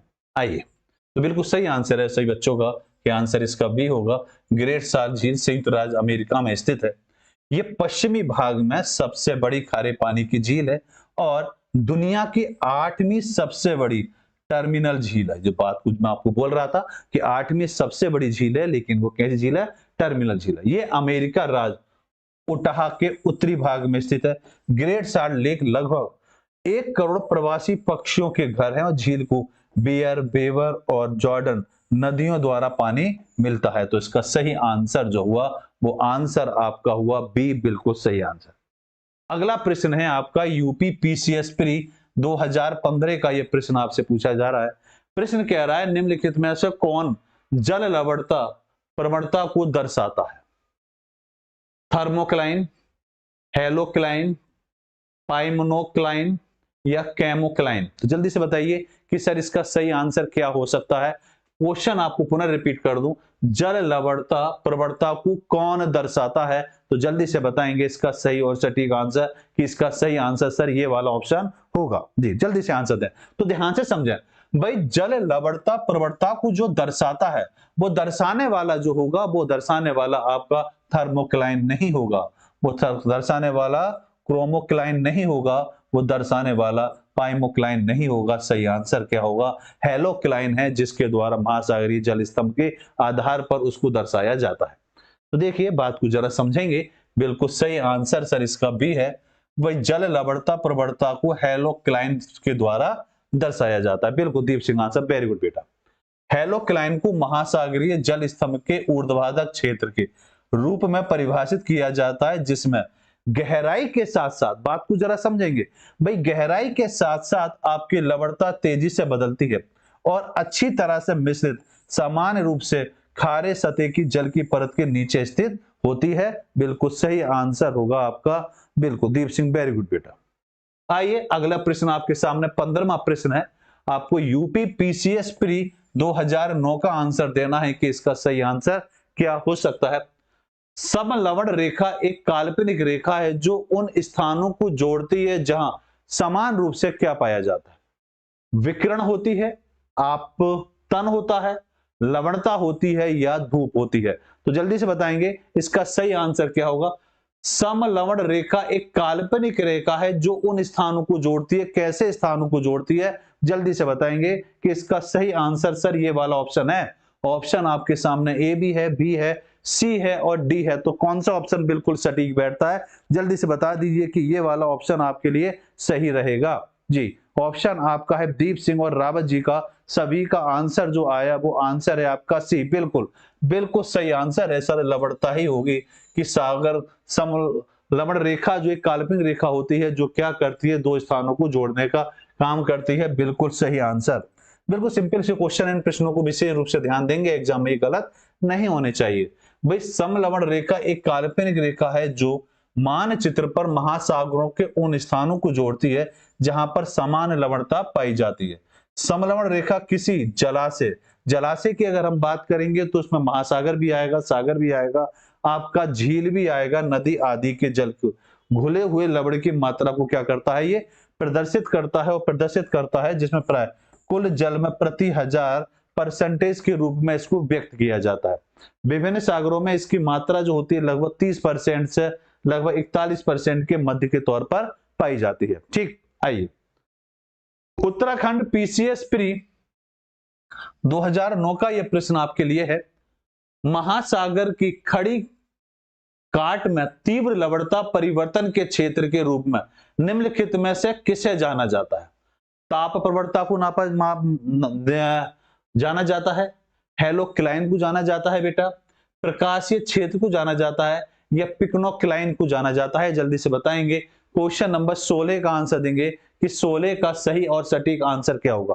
अभी हम इस प्रश्न पर चर्चा भी कर चुके हैं और चर्चा अगर आपने ध्यान से सुनी थी तो जरूर इसका आंसर देंगे। सभी बच्चे आंसर जो इस समय लाइव हैं, सभी बच्चों से मुझे उम्मीद है कि आंसर जरूर देंगे। जी जल्दी से आंसर दें। देखिए बेटा, महासागरीय जल की खड़ी काट में तीव्र लवणता के परिवर्तन क्षेत्र के रूप में जो देखा जाएगा उसकी अगर हम बात करें तो वो होगा आपका हेलोक्लाइन होगा इसका सही आंसर, क्योंकि अभी हमने इसको देखा था। ठीक, तो सही आंसर होगा रावत जी का आंसर बिल्कुल सही आया, 16 का बी बिल्कुल सही आंसर है। देखिए भाई, महासागरीय खड़ी काट की बात करें तो तीव्र लवणता परिवर्तन के क्षेत्र में कौन पाया जाता है, हेलोक्लाइन को जाना जाता है। यह सागरीय भाग में लंबवत रूप से लवणता में होने वाले तीव्र परिवर्तन को प्रदर्शित करता है कि जहां पर जो लवणता पाई जाती है उनका परसेंटेज क्या होगा, उनमें क्या क्या परिवर्तन हो रहे हैं, कि सोडियम कितना है, कैल्शियम कितना है, हर चीज का वहां पर इसका क्या करता है, तीव्रता से प्रदर्शित करने की कोशिश करता है। गहराई के अनुसार सागरीय भाग में देखें तो केवल लवणता की मात्रा नहीं बदलती बल्कि तापमान में भी क्या होता है, परिवर्तन लगता है। इससे जल का घनत्व भी प्रभावित होता है और उच्च अक्षांश में गहराई बढ़ने पर लवणता की मात्रा भी क्या होती है, बढ़ती है। जबकि विषुवतीय क्षेत्र के सतहों में जल की लवणता कम होती है परंतु सतह के ठीक नीचे लवणता क्या होती है, अधिक पाई जाती है। इस बात को जरूर नोट करेंगे क्योंकि ये जो पॉइंट है ये बड़ा इंपॉर्टेंट है और यहां से क्वेश्चन आपके एग्जाम में आता है। मैं फिर सलाह दूंगा कि अगर आप तैयारी बेहतर कर रहे हैं, करना चाहते हैं तो ये बुक जरूर अपने पास रखिए। आपके सभी क्षेत्रों में लगभग ये पहुंच चुकी होगी। प्रीलिम्स पॉसिबल इस बुक को अपने पास रख के बेहतर तरीके से तैयारी जरूर जारी रखें। आइए अगले प्रश्न पर आते हैं। आईएएस प्री 2005 का ये प्रश्न है। प्रश्न कह रहा है समुद्रीय लवणता के संबंध में निम्नलिखित कथनों पर विचार कीजिए। महासागर की लवणता बाष्पीकरण और वर्षण पर निर्भर करती है। तापमान या घनत्व में कोई भी परिवर्तन लवणता को प्रभावित नहीं करता। अच्छा, समुद्रीय लवणता का प्रमुख स्रोत नदियों द्वारा स्थलीय विसर्जन है। 1 और 2 सही है, 2 और 3 सही है आपका, 1 और 3 सही है या 1 2 3 सही है, क्वेश्चन नंबर 17 का आंसर देंगे कि सर क्वेश्चन नंबर 17 का आंसर ये होगा। दीप सिंह रावत जी जल्दी से आंसर देंगे बेटा कि क्वेश्चन नंबर 17 का सही और सटीक आंसर ये वाला बैठेगा। देखिए बात को जरा समझें। बात अगर की जाए तो आप ऐसे समझें कि महासागर की लवणता बाष्पीकरण और वर्षण पर निर्भर करती है। बिल्कुल करती है, क्योंकि ये बात हम काफी देर से समझ रहे हैं भाई, जितनी अधिक बाष्पीकरण तीव्रता होती है लवणता भी उतनी तेजी से बढ़ेगा। दूसरी बात, तापमान और घनत्व में कोई भी परिवर्तन लवणता को प्रभावित नहीं करता। करता है, बिल्कुल लवणता को प्रभावित करता, हाँ प्रभावित करता है, प्रभावित करता है। दूसरा, समुद्री लवणता का मुख्य स्रोत नदियों द्वारा स्थलीय विसर्जन है। स्थलीय विसर्जन इसके अंतर नहीं आएगा, कि नदियों द्वारा जो जल लाया जाता है उसमें स्थल का कोई भी, नदियों द्वारा लाए गए जल का प्रभाव पड़ता है। ठीक है ना, तो बिल्कुल सही आंसर होगा पहला और दूसरा। तीसरा इसमें गलत है और पहला दूसरा जो मैच कर रहा है वो आपका कर रहा है ए, बिल्कुल सही आंसर। देखिए बेटा समझने की कोशिश करते हैं, बात को ध्यान से दें। व्याख्या बिल्कुल स्पष्ट कह रही है कि आंसर आपका ए है। समुद्री लवणता के संबंध में कथन 1 और 2 क्या है, पूर्णतः सही बैठते हैं। यहां अगर देखें तो समुद्री लवणता का बाष्पीकरण से सीधा संबंध होता है, क्योंकि जितना बाष्पीकरण तीव्र होता है लवणता उतनी ही बढ़ती है। अर्थात लवणता बाष्पीकरण एवं वर्षा पर निर्भर करती है। भाई अगर जिस क्षेत्र में वर्षा ज्यादा होगी ये कन्फर्म है कि वहां पर लवणता कम पाई जाएगी, और जहां वर्षा कम होगी वहां लवणता भी ज्यादा पाई जाएगी। तापमान या घनत्व में कोई भी परिवर्तन लवणता को प्रभावित करता है, अर्थात जहां तापमान उच्च रहता है, बाष्पीकरण अधिक होता है, वहां लवणता भी अधिक पाई जाती है। जैसे कि कर्क रेखा और मकर रेखा के आसपास भूमध्य भागों में उच्च तापक्रम अधिक बाष्पीकरण होते हुए भी अत्यधिक आर्द्रता के कारण लवणता उतनी अधिक नहीं होती। क्यों नहीं होती? ये बात बिल्कुल क्लियर है कि भाई कर्क रेखा मकर रेखा के बीच का भाग, जिसको भूमध्य रेखीय भाग के या विषुवत रेखा के भाग के नाम से हम जानते हैं, वहां पर तापमान भी अधिक है, आर्द्रता भी अधिक है, टेम्परेचर भी अधिक है। सब कुछ अधिक होने के बावजूद भी लवणता जो है भाग कम पाई जाती है। लवणता कम पाने का मूल कारण जो है वहां वर्षा अधिक होना, वर्षा अधिक ना होकर हम ये कहें प्रतिदिन वर्षा का होना इसका मुख्य कारण है।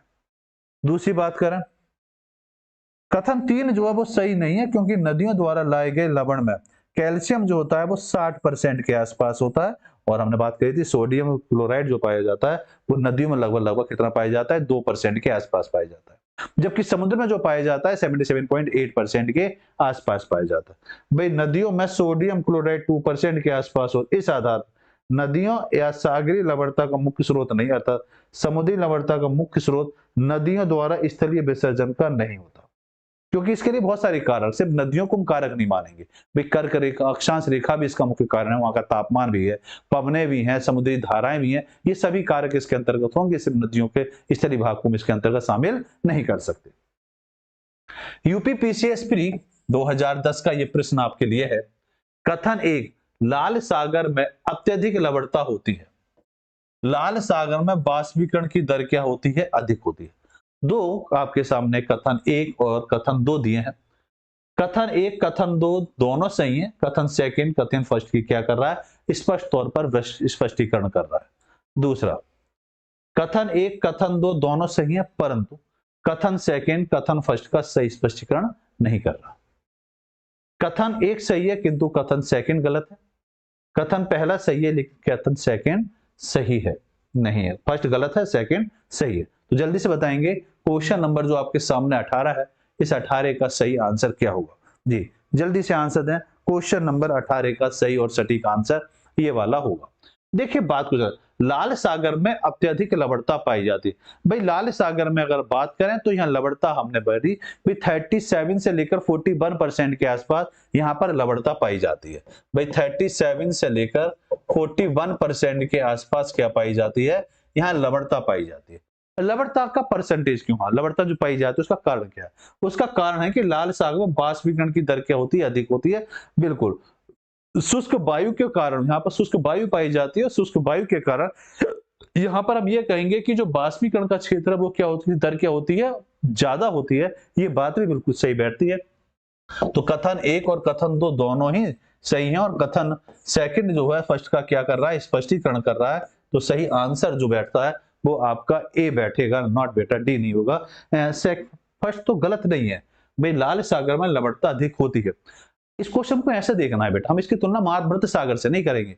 जो आपको कथन दिया है उस कथन का कारण देखिए कि कारण का सटीक वहां ऐसा माहौल बनता है तो ये आंसर मैच होगा। अगर हम इसकी तुलना अन्य से करेंगे, ऐसे क्वेश्चनों में अन्य से तुलना नहीं करनी है।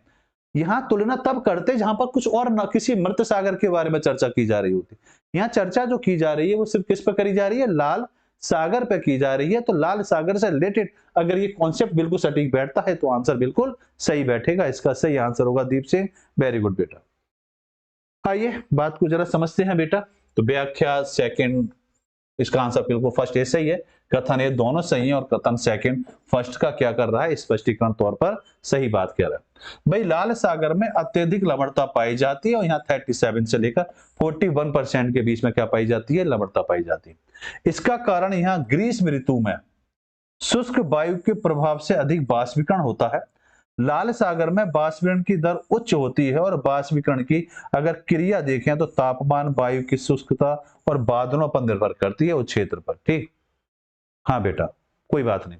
जहां पर बाष्पीकरण की मात्रा अधिक होगी वहां लवणता की मात्रा भी वृद्धि होती है। यही कारण है कि लाल सागर में उष्ण मरुस्थलीय के समुद्र जल में लवणता क्या पाई जाती है, अधिक पाई जाती है। तो इसका सही आंसर हुआ आपका ए।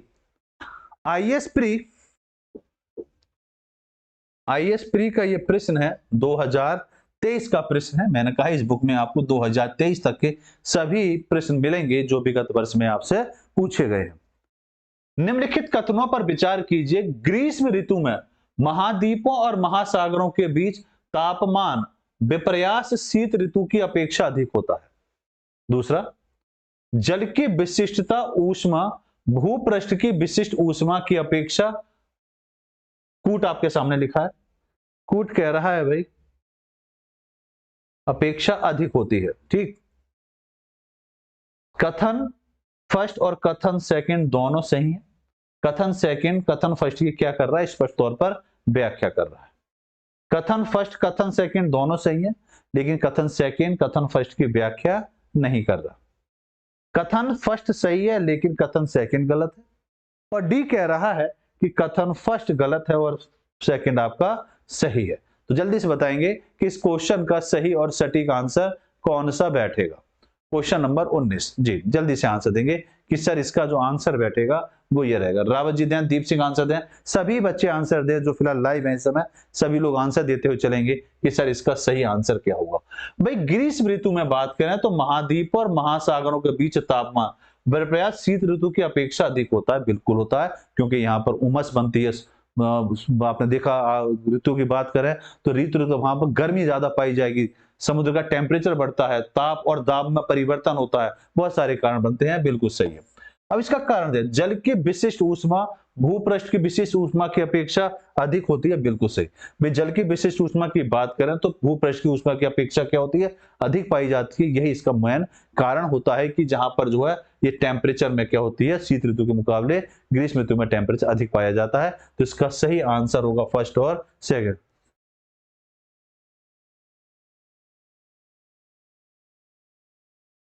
अच्छा, इसका मतलब होता है ग्रीष्म ऋतु महाद्वीप महासागर का तापमान तुलना करी जाती है। इसका मतलब होता है तुलना कि शीत ऋतु की अपेक्षा अधिक होता है। महासागरों का तापमान ग्रीष्म ऋतु का तापमान शीत ऋतु की अपेक्षा ज्यादा होता है। इसका मतलब तुलना करना होता है। मतलब क्या होता है, तुलना करना कि टेम्परेचर जो है ग्रीष्म ऋतु में ज्यादा होता है शीत ऋतु के मुकाबले। क्लियर बेटा। तो इसका सही आंसर होगा वो आपका ए होगा। बिल्कुल सही आंसर, इसकी व्याख्या भी कर रहा है, ये बिल्कुल सटीक आंसर। ठीक, तो आपका सही आंसर हुआ ए, बिल्कुल सही। कथन एक और कथन दो दोनों सही हैं और ये इसके सही तौर पर व्याख्या भी कर रहा है। ग्रीष्म ऋतु में महाद्वीपों महासागरों का तापमान में अंतर, बात क्लियर हो गई। मैंने कहा टेम्परेचर में अंतर का मतलब होता है कि यहाँ पर विपर्यास का मतलब होता है तुलना करना, उनमें कितना अंतर पाया जाता है, रीजन क्या है। ठीक है ना। शीत ऋतु की अपेक्षा अधिक होता है, यहाँ पर गर्मियों में अधिक गर्मी तेज समुद्री हवाओं के परिणाम स्वरूप होता है। इसी तरह अगर हम यहाँ बात करें कि जल की विशिष्ट ऊष्मा भूपृष्ठ की विशिष्ट ऊष्मा की अपेक्षा अधिक होती है, क्योंकि जल की आपेक्षिक घनत्व भूमि की सतह की तुलना में कम होती है, अतः सर्दियों के दौरान भूमि की सतह पानी की तुलना में अधिक तेजी से ठंडी तथा समुद्र की तापमान की अपेक्षा ये क्या होती है, गर्म होती है। तो इसका सही आंसर हुआ बेटा आपका ए। आईएएस प्री 2012 का ये प्रश्न आपसे पूछा जा रहा है, यदि किसी महासागर का पादप प्लवक किसी कारण से पूर्णतः नष्ट हो जाए तो इसका क्या प्रभाव पड़ेगा। कार्बन सिंक के रूप में महासागर पर प्रतिकूल प्रभाव पड़ेगा, महासागर की खाद्य श्रृंखला पर प्रतिकूल प्रभाव पड़ेगा, महासागर का जल घनत्व प्रबल रूप से घट जाएगा। ऑप्शन आपके सामने है, ए फर्स्ट सेकंड, केवल सेकंड, केवल थर्ड या सभी। जल्दी से आंसर देंगे कि इसका सही आंसर सर क्या हो सकता है। जी, बेहतरीन आंसर की उम्मीद मैं करूंगा। देखिए, पादप प्लवक की बात करें तो ये महासागर में कार्बन डाइऑक्साइड की मात्रा को जो तीव्र बढ़ती है उसको क्या करता है, थामने की कोशिश करता है और ऑक्सीजन की मात्रा को बढ़ाए रखने में मुख्य तौर पर भूमिका बनाए रखता है। तो जीव जंतु हैं, उनको जीवित रखने में, अंदर ऑक्सीजन को बनाए रखने में इसका बहुत बड़ा रोल होता है पादप प्लवक का। तो पादप प्लवक अगर कम हो जाएगा, नष्ट हो जाएगा, तो कार्बन सिंक के रूप में महासागर पर प्रतिकूल प्रभाव पड़ेगा, बिल्कुल प्रतिकूल प्रभाव पड़ेगा। महासागरीय खाद्य श्रृंखला पर प्रतिकूल प्रभाव पड़ेगा, बिल्कुल खाद्य श्रृंखला प्रभाव पड़ेगा। भाई खाद्य श्रृंखला को बनाए रखने में हर महत्व है और मेन रोल ऑक्सीजन का है। जब ऑक्सीजन ही नहीं रहेगा तो ये क्या होगा, प्रभावित करेगा। महासागरीय जल का घनत्व प्रबल रूप से घट जाएगा, इससे कोई प्रभाव नहीं पड़ता। भाई एक जल है, उस जल के अंदर ऑक्सीजन की मात्रा कम हो जाएगी तो फिर उससे घनत्व का कोई मतलब ही नहीं रहता, वो तो बात गलत बैठती है। तो ये बात भी घनत्व पर डिपेंड करेगा, वो कितने एरिया कवर कर रहा है वो तो नहीं कंफर्म करेगा ना। तो ये बात पूरी तरह से गलत बैठती है। तो सही आंसर बैठता है ए इसका बिल्कुल सही आंसर होगा इसका, बिल्कुल ठीक है ना। कोई घनत्व की अगर हम यहां पर जो गलत कर रहे हैं बेटा, घनत्व का रूप जो पड़ता है, घनत्व का जो प्रभाव पड़ता है वो प्रभाव पड़ता है लवणता पर। लवणता पर प्रभाव पड़ेगा, लवणता को प्रभावित करता है जल का घनत्व, ना कि आपकी खाद्य श्रृंखला को या जल को प्रभावित करेगा। वो किस पर डिपेंड करेगा, जल का जो लवणता है उसको प्रभावित करेगा। तो ये याद रखना, इसका सही आंसर जो होगा वो ए और 2 होगा, बिल्कुल सही आंसर। देखिए बेटा, समझने की कोशिश करें जो गलत आपने कर दिया। तो व्याख्या ए बिल्कुल सही है। तो दिए गए कथनों में फर्स्ट और सेकंड ही सही है। यदि किसी महासागर का पादप प्लवक किसी कारण से संपूर्णतः नष्ट हो जाता है तो महासागरीय भाग में कार्बन डाइऑक्साइड की मात्रा में तीव्र बढ़ोतरी होने लगी, साथ ही ऑक्सीजन की मात्रा घटने से जलीय जीवों का विकास में कार्बन सिंक के रूप में महासागर में प्रतिकूल प्रभाव पड़ेगा।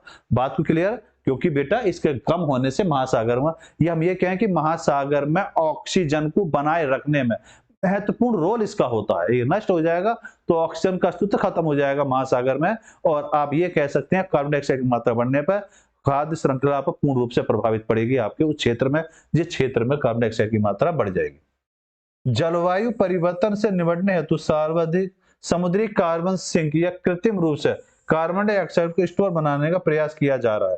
इसके अतिरिक्त इसे नष्ट होने से महासागर की खाद्य श्रृंखला पर प्रतिकूल प्रभाव पड़ेगा, जिससे जलीय परितंत्र प्रभावित होता है। दूसरी बात अगर हम देखें तो ये थर्ड स्टेटमेंट तो गलत ही है, क्योंकि इसमें लिखा हुआ है कि महासागर के जल घनत्व पर कोई प्रभाव नहीं पड़ता, क्योंकि महासागर का जल घनत्व जो है लवणता को प्रभावित करता है। ये बात को मैंने स्पष्ट करा था कि घनत्व जो है वो जल की जो भी जल होगा उसकी लवणता को प्रभावित करेगा, ना कि उड़ते जल को प्रभावित करेगा। ठीक, आइए अगले प्रश्न पर आते हैं। आईएएस प्री 2010 का यह प्रश्न आपके लिए है। सारगेसो समुद्र अटलांटिक महासागर का विशाल खंड है, जिसकी विशेषता प्लवमान भूरा समुद्री शैवाल जिसे सरगासम कहते हैं, यह किसके द्वारा वहन किए जाने वाले समुद्री पादपों और कचरे के निक्षेप से बना है। ऑप्शन है उत्तरी अटलांटिक धारा, कैनारी धारा, उत्तरी अटलांटिक विषुवतीय धारा। इसकी चर्चा मैं पिछली क्लास में आपके साथ कर चुका हूं, शायद कल की क्लास में भी हमने इस पर चर्चा की है। तो बताइए केवल एक होगा, केवल बी होगा, केवल सी होगा या केवल आपका डी होगा। तो कौन सा ऑप्शन होगा, जल्दी से बताएंगे सर। इसका सही आंसर ये वाला बैठेगा जी। 21 का आंसर देंगे कि 21 का सही और सटीक आंसर ये वाला हो सकता है। देखिए सारगेसो की अगर हम बात करें तो सारगेसो समुद्री अटलांटिक महासागर का विशाल खंड है जिसका विशेषता जो प्लवन, भूरा समुद्री शैवाल जिसे सरगासम भी कहते हैं, बिल्कुल सही कहा गया है, जिसके द्वारा वहन किए जाने समुद्री पादपों कचरे को निक्षेप करता है। यह कहां पर आता है? उत्तरी अटलांटिक भाग में आता है, और उत्तरी अटलांटिक में कैनारी धारा भी इसके अंतर्गत आएगा, और उत्तरी आपका अटलांटिक विषुवत धारा भी इसके अंतर्गत आता है। तो इसका सही आंसर होगा 1, 2, 3, बिल्कुल सही और सटीक आंसर आपका ये बैठता है। देखो बेटा समझेंगे, यहां पर अगर आप देखें, देखो आप इसको ध्यान से पढ़ें कि कल हमने इस पर भी चर्चा करी थी। व्याख्या डी, आंसर इसका डी होगा। भाई सारगेसो समुद्र में प्लवन, भूरा समुद्री शैवाल या सारगासम उत्तरी अटलांटिक धारा है जिसको कैनारी या उत्तरी अटलांटिक विषुवत धारा के चक्र के द्वारा वहन किए जाने वाले समुद्री पादप और कचरे को निक्षेप से बनता है। सारगेसो सागर उत्तरी अटलांटिक महासागर में बात करें तो 20 से लेकर 40 डिग्री उत्तरी अक्षांश तथा 35 से लेकर 75 डिग्री पश्चिमी देशांतर के मध्य के बीच में ये पाया जाता है। प्रभावित होने वाली इस चारों प्रभावित महासागरीय धाराओं के चक्र के रूप में घूमती रहती है जिसके मध्य शांत एवं स्थिर जल के में अनेक प्रकार के पदार्थ एकत्रित हो जाते हैं जिससे सार गैस नामक घास भी पाई जाती है, और इसी के नाम पर इसमें जो घास पाई जाती है इस घास के नाम आधार पर ही इस सागर का नाम रखा जाता है, सारगेसो नाम पड़ा है। सारगेसो पछुआ और व्यापारिक पवनों के संक्रमण मंडल में अवस्थित है और यहाँ प्रति चक्रवाती दशाओं के कारण हवाएं मंद रहती हैं। मंद रहने की वजह से जल भी क्या रहता है, यहाँ का स्थिर रहता है। यहाँ अटलांटिक महासागर की सर्वाधिक लवणता पाई जाती है 37%। अगर आपसे पूछा जाए भाई सारगेसो जल में जो है सागर में लवणता जो पाई जाती है वो कौन सी क्षेत्र में ज्यादा पाई जाती है, तो अटलांटिक महासागर में सर्वाधिक पाई जाती है। जबकि अगर हम बात करेंगे यहाँ औसत वार्षिक तापमान जो होता है वो लगभग कितना होता है, 26 डिग्री।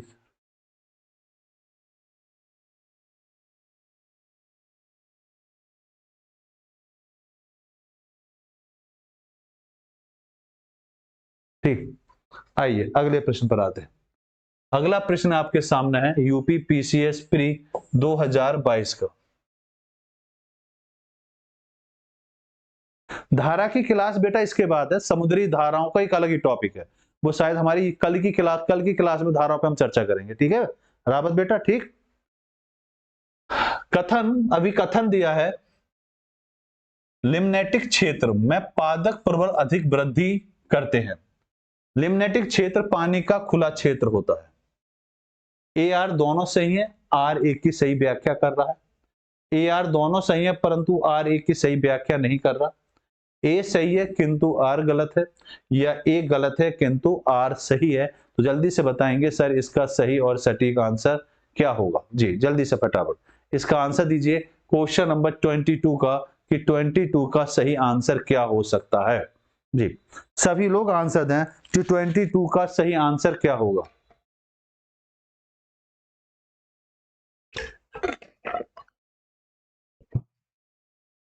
देखिए लिम्नेटिक क्षेत्र में पादप लवणता में वृद्धि होती है, बिल्कुल सही बात है, पाई जाती है। लिम्नेटिक सरोवरी क्षेत्र होता है वो, ठीक है ना। वे जलाशयों और महासागरीय जो पानी होते हैं उनके विशाल केंद्रीय खुला भाग जो होता है उसको बोला जाता है आपका क्या, लिम्नेटिक क्षेत्र। लिम्नेटिक क्षेत्र में पानी खुला क्षेत्र में रहता है, बिल्कुल अभी मैं बताया, महासागरीय सागरों का जलाशयों का जो खुला जल होता है एकत्र एक जगह होता है उसको बोला जाता है। तो ये भी सही है और इसकी व्याख्या भी सही है, तो आंसर बिल्कुल इसका ए होगा, बिल्कुल सही आंसर। और देखिए रावत जी का भी आंसर सही है, दीप सिंह का भी आंसर सही है, बहुत बढ़िया बेटा, वेरी गुड। चलिए आइए व्याख्या समझते हैं। भाई व्याख्या कह रही है कि सर दोनों का आंसर सही है, ए आर दोनों सही है और आर ए की क्या कर रहा है, सही तौर पर व्याख्या भी कर रहा है। लिम्नेटिक क्षेत्र में पादप प्लवक अधिकता में वृद्धि करते हैं क्योंकि लिम्नेटिक क्षेत्र जो सरोवरी क्षेत्र या जलाशय महासागरों में पानी का विशाल केंद्रीय खुले भाग होता है, जहां प्रकाश तल तक नहीं पहुंच पाता और यहाँ केवल जल की ऊपरी सतह पर तैरते हुए सूक्ष्म जलीय पादप सूक्ष्मदर्शी पादप प्लवक जैसे आपके अंदर हम कह सकते हैं डाइटम कहा जा सकता है, डायनो फ्लैजिलेट कहा जा सकता है आदि, इनके ऊपर चलते रहते हैं। ये पादप जलीय परितंत्र के प्रमुख उत्पादक होते हैं। इस प्रकार लिम्नेटिक क्षेत्र में पादप प्लवक अधिकता में क्या पाई जाती है, वृद्धि पाई जाती है। भी खुले क्षेत्र में जल रहता है लेकिन वहां पर सूर्य का प्रकाश नहीं पहुंच पाता, सतह तक नहीं पहुंच पाता। अब आती है प्रवाल भित्ति, समुद्र के अंदर जो प्रवाल भित्ति होती है, ये टॉपिक है आपका। आइए इसको जरा समझते हैं ताकि इसको और अच्छी तरीके से व्याख्या भी की जा सके। देखिए प्रवाल भित्ति क्या होती है। सबसे पहले बात आती है कि प्रवाल भित्ति का निर्माण कहां होता है। प्रवाल भित्ति के निर्माण की अगर हम बात करते हैं तो सागरीय जीव, मूंगे, कोरल, पालिव के अस्थिर पंजों के समेकन या संयोजन से इनका क्या होता है, निर्माण होता है। ठीक। दूसरी बात, 25 डिग्री उत्तर से लेकर 25 डिग्री दक्षिणी अक्षांश के मध्य कर्क व मकर रेखाओं के मध्य क्या होता है, इनका निर्माण किया जाता है। तो ये ध्यान रखेंगे कि प्रवाल भित्ति जो पाई जाएगी पृथ्वी पर अगर हम देखेंगे तो 25 डिग्री उत्तर से लेकर 25 डिग्री दक्षिणी अक्षांश के मध्य जो है सबसे ज्यादा प्रबलता पाई जाएगी। प्रवाल के प्रकार कौन कौन से होते हैं, मतलब किस किस प्रकार के रूप में ये पाई जाती है। सबसे पहले आती है तटीय प्रवाल भित्ति। तटीय मतलब जो तट के किनारे होगी उसको तटीय प्रवाल भित्ति के नाम से जाना जाएगा। जैसे महाद्वीप, द्वीपों के किनारे निर्मित, जैसे दक्षिणी फ्लोरिडा, मलेशिया के द्वीप प्रमुख इसके उदाहरण है। मलेशिया के आसपास का क्षेत्र यह हम कहते हैं भाई तटीय लिखा है तो बिल्कुल समुद्र के तट के किनारे जो प्रवाल भित्ति पाई जाएगी उसको बोला जाएगा। और उसमें सबसे सटीक जो मानेंगे वो हम ये कह सकते हैं मलेशिया के जो प्रमुख द्वीप है, मलेशिया के जितने भी द्वीप हैं वो इसके अंतर्गत आते हैं। अवरोधक प्रवाल भित्ति। अवरोधक मतलब सागर के तट से दूर निर्मित। जो सागर पर भी प्रवाल भित्ति कन्फर्म सागर के तट के किनारे बनना चाहिए, लेकिन सागर के तट से दूर जो बनते हैं उनको इसके अंदर अधिक लंबी, चौड़ी तथा ऊंचे स्थान पर जो बनती हैं, जैसे ग्रेट बियर रीफ प्रमुख इसका उदाहरण है। ये क्योंकि ये तट से दूर बन रहा है और तट पर जो बनेगा ऊंचे स्थान पर बनेगा, ये क्षेत्र इसके अंतर्गत आएगा। प्रवाल वलय या एटॉल के नाम से जाना जाता है। ये द्वीप और पठार के आसपास बनता है। तो द्वीप और पठार के चारों अंडाकार रूप में निर्मित, जैसे कि हम एग्जाम्पल ले सकते हैं, एग्जाम्पल है आपका फोनाफुट एटॉल प्रमुख क्या है, इसका एक उदाहरण बन सकता है। अब प्रवाल के प्रकार कौन कौन से हैं, कौन कौन से प्रकार के रूप में ये पाया जाता है। तो प्रकार अगर हम देखेंगे तो सर्वाधिक प्रवाल भित्ति की बात करें कि सर्वाधिक प्रवाल भित्ति कहां पाई जाती है, तो उष्ण कटिबंधीय सागरों के जल में पाई जाती है। क्वेश्चन पूछा जाता है कि सर्वाधिक प्रवाल भित्ति कहां पाई जाएगी, तो सर्वाधिक प्रवाल भित्ति जो पाई जाएगी उष्ण कटिबंधीय सागरों के जल में पाई जाएगी। विश्व की 1/3 प्रवाल भित्ति, अगर पूरे विश्व की बात करें कि पूरे विश्व में सर्वाधिक प्रवाल भित्ति किस क्षेत्र में पाई जाएगी, तो देखिए मैंने कहा ना कि तट के आसपास ज्यादा पाई जाएगी। अब वो एक तट हम ऐसा देख लें भाई जो तट प्रॉपर तौर पर आता हो, तो आप देखिए भाई ऑस्ट्रेलिया को देख लीजिए, ऑस्ट्रेलिया चारों तरफ से क्या एक तट के रूप में बना हुआ है और बहुत छोटे छोटे द्वीपों के रूप में भी आता है, जिसमें ऑस्ट्रेलिया आ सकता है, न्यूजीलैंड आ सकता है, ठीक है ना, आपका 4 द्वीप और आते इसके अंदर आते हैं। ठीक, जैसे इंडोनेशिया है, फिलीपींस है, ये भी इसी के भाग के अंतर्गत आते हैं। विश्व की सबसे बड़ी प्रवाल भित्ति की बात करें तो सबसे प्रवाल भित्ति जो आती है वो ग्रेट बैरियर रीफ इसके अंतर्गत आती है, जो कहां पर स्थित है आपकी, जो आप कह सकते हैं प्रशांत महासागर के अंदर आती है। दूसरी बात अगर हम देखें तो अब इसके कुछ प्रश्न हैं, उन प्रश्न पर जरा चर्चा कर लेते हैं, जो हमने अभी थोड़ा सा डिस्कशन करा उसके आधार पर क्या क्या प्रश्न बन सकते हैं। प्रश्न है कोरल रीफ या जीवाश्म पट्टी का प्राय कहां पाई जाती है। राजस्थान प्री 2009 का यह प्रश्न आपसे है, तो इस प्रश्न का आंसर देंगे कि इसका सही और सटीक आंसर क्या हो। 18 डिग्री से ऊपर शीतोष्ण जलवायु क्षेत्र में, कर्क मकर रेखा के बीच तटीय क्षेत्रों में, महाद्वीपों और द्वीपों के पूर्वी पश्चिमी दोनों तटों पर, यह ठंडे समुद्री तटों पर। अभी हमने बात करी थी कि कुछ अक्षांश के मध्य ये पाई जाएगी। अब वो अक्षांश के आधार पर हम प्रश्न को पकड़ सकते हैं। जैसे भी हमने चर्चा करी, हमने यहां देखा कि ये जो पाए जाते हैं ये मूलतः 25 डिग्री से 25 डिग्री पूर्व और 25 डिग्री दक्षिण के मध्य में पाए जाते हैं। तो इस आधार पर अगर हम देखें तो कोरल रीफ की अगर हम बात करें, जीवाश्म पट्टी की बात करें, तो ये 25 डिग्री नॉर्थ और 25 डिग्री साउथ को अगर हम देखेंगे तो ये कौन सा भाग आएगा, ये आपका कर्क और मकर रेखा के बीच का तटीय भाग आएगा, क्योंकि यहीं पर सबसे ज्यादा प्रवाल भित्ति पाई जाती है। तो इसका सही आंसर क्या होगा बेटा, आपका बी इसका बिल्कुल सही आंसर होगा। बिल्कुल दीप सिंह का आंसर बहुत बढ़िया बेटा। तो देखिए बात को जरा समझते हैं। बिल्कुल सही आंसर है कि आंसर सर इसका बी होगा कि कोरल रीफ जीवाश्म पट्टी प्राय कर्क और मकर रेखाओं के बीच स्थलीय भागों के पूर्वी और पश्चिमी क्षेत्रों में पाई जाती है। ये अत्यंत स्थलीय चबूतरों के रूप में विद्यमान होती है और ये महासागरीय क्षेत्रोरों में 0.1% से भी कम भाग में क्या होता है, इसका विस्तार होता है, जिसमें कुल समुद्री जीवाश्म का कितना परसेंट भाग पाया जाता है, 25% प्रजातियां आपको इसके अंदर मिलेंगी। आइए अगले प्रश्न पर आते हैं। मध्य प्रदेश पीसीएस प्री 2015 का यह प्रश्न आपसे पूछा जा रहा है कि ग्रेट बैरियर रीफ कहां पर स्थित है। ग्रेट बैरियर रीफ कहां पर स्थित है, यह गलत नहीं होना चाहिए। ग्रेट बैरियर रीफ कहां पर स्थित है, अभी हम डिस्कशन कर रहे थे तो डिस्कशन में सबसे लास्ट में इस पॉइंट को हमने रखा था। प्रशांत महासागर में, हिंद महासागर में, भूमध्य सागर में या अटलांटिक महासागर में। हम ये कह सकते हैं कि सर ग्रेट बैरियर रीफ उस महासागर में पाई जाएगी जो विश्व का सबसे बड़ा महासागर, रिंग फायर के नाम से जिस महासागर को जाना जाता है, उस क्षेत्र में हम ये कह सकते हैं कि आपकी जो ग्रेट बैरियर रीफ है वो वहां पाई जाएगी। तो जल्दी से बताएंगे कि सर इसका सही आंसर क्या हो सकता है। ऑप्शन आपके सामने आ चुका है और ऑप्शन आपके सामने ए बी सी डी के रूप में है, तो जल्दी से बताएंगे इसका सही आंसर क्या होगा। जी, प्रशांत महासागर दीप सिंह का आंसर आया, बहुत बिल्कुल सही आंसर आया कि सर इसका सही आंसर होगा प्रशांत महासागर, इसका बिल्कुल सही आंसर होगा। Very good. तो देखिए बिल्कुल सही आंसर है कि व्याख्या ए बिल्कुल स्पष्ट कह रही है कि ग्रेट बैरियर रीफ प्रशांत महासागर में स्थित है और यह विश्व का सबसे व्यापक और समुद्र प्रवाल भित्ति परिस्थितिकी तंत्र है जो लगभग 2900 से लेकर अधिक और 900 से द्वीपों से मिलकर बना है। 2900 से अधिक भित्तियां हैं और इसमें लगभग हम ये कह सकते हैं 900 से अधिक द्वीपों को मिलाकर इसका निर्माण किया गया। ये ऑस्ट्रेलिया के क्वींसलैंड के उत्तरी पूर्व में 1400 मीटर तक फैला हुआ है और इसे 1981 में विश्व धरोहर स्थल के रूप में भी चुना गया। चलिए आइए अगले प्रश्न पर आते हैं।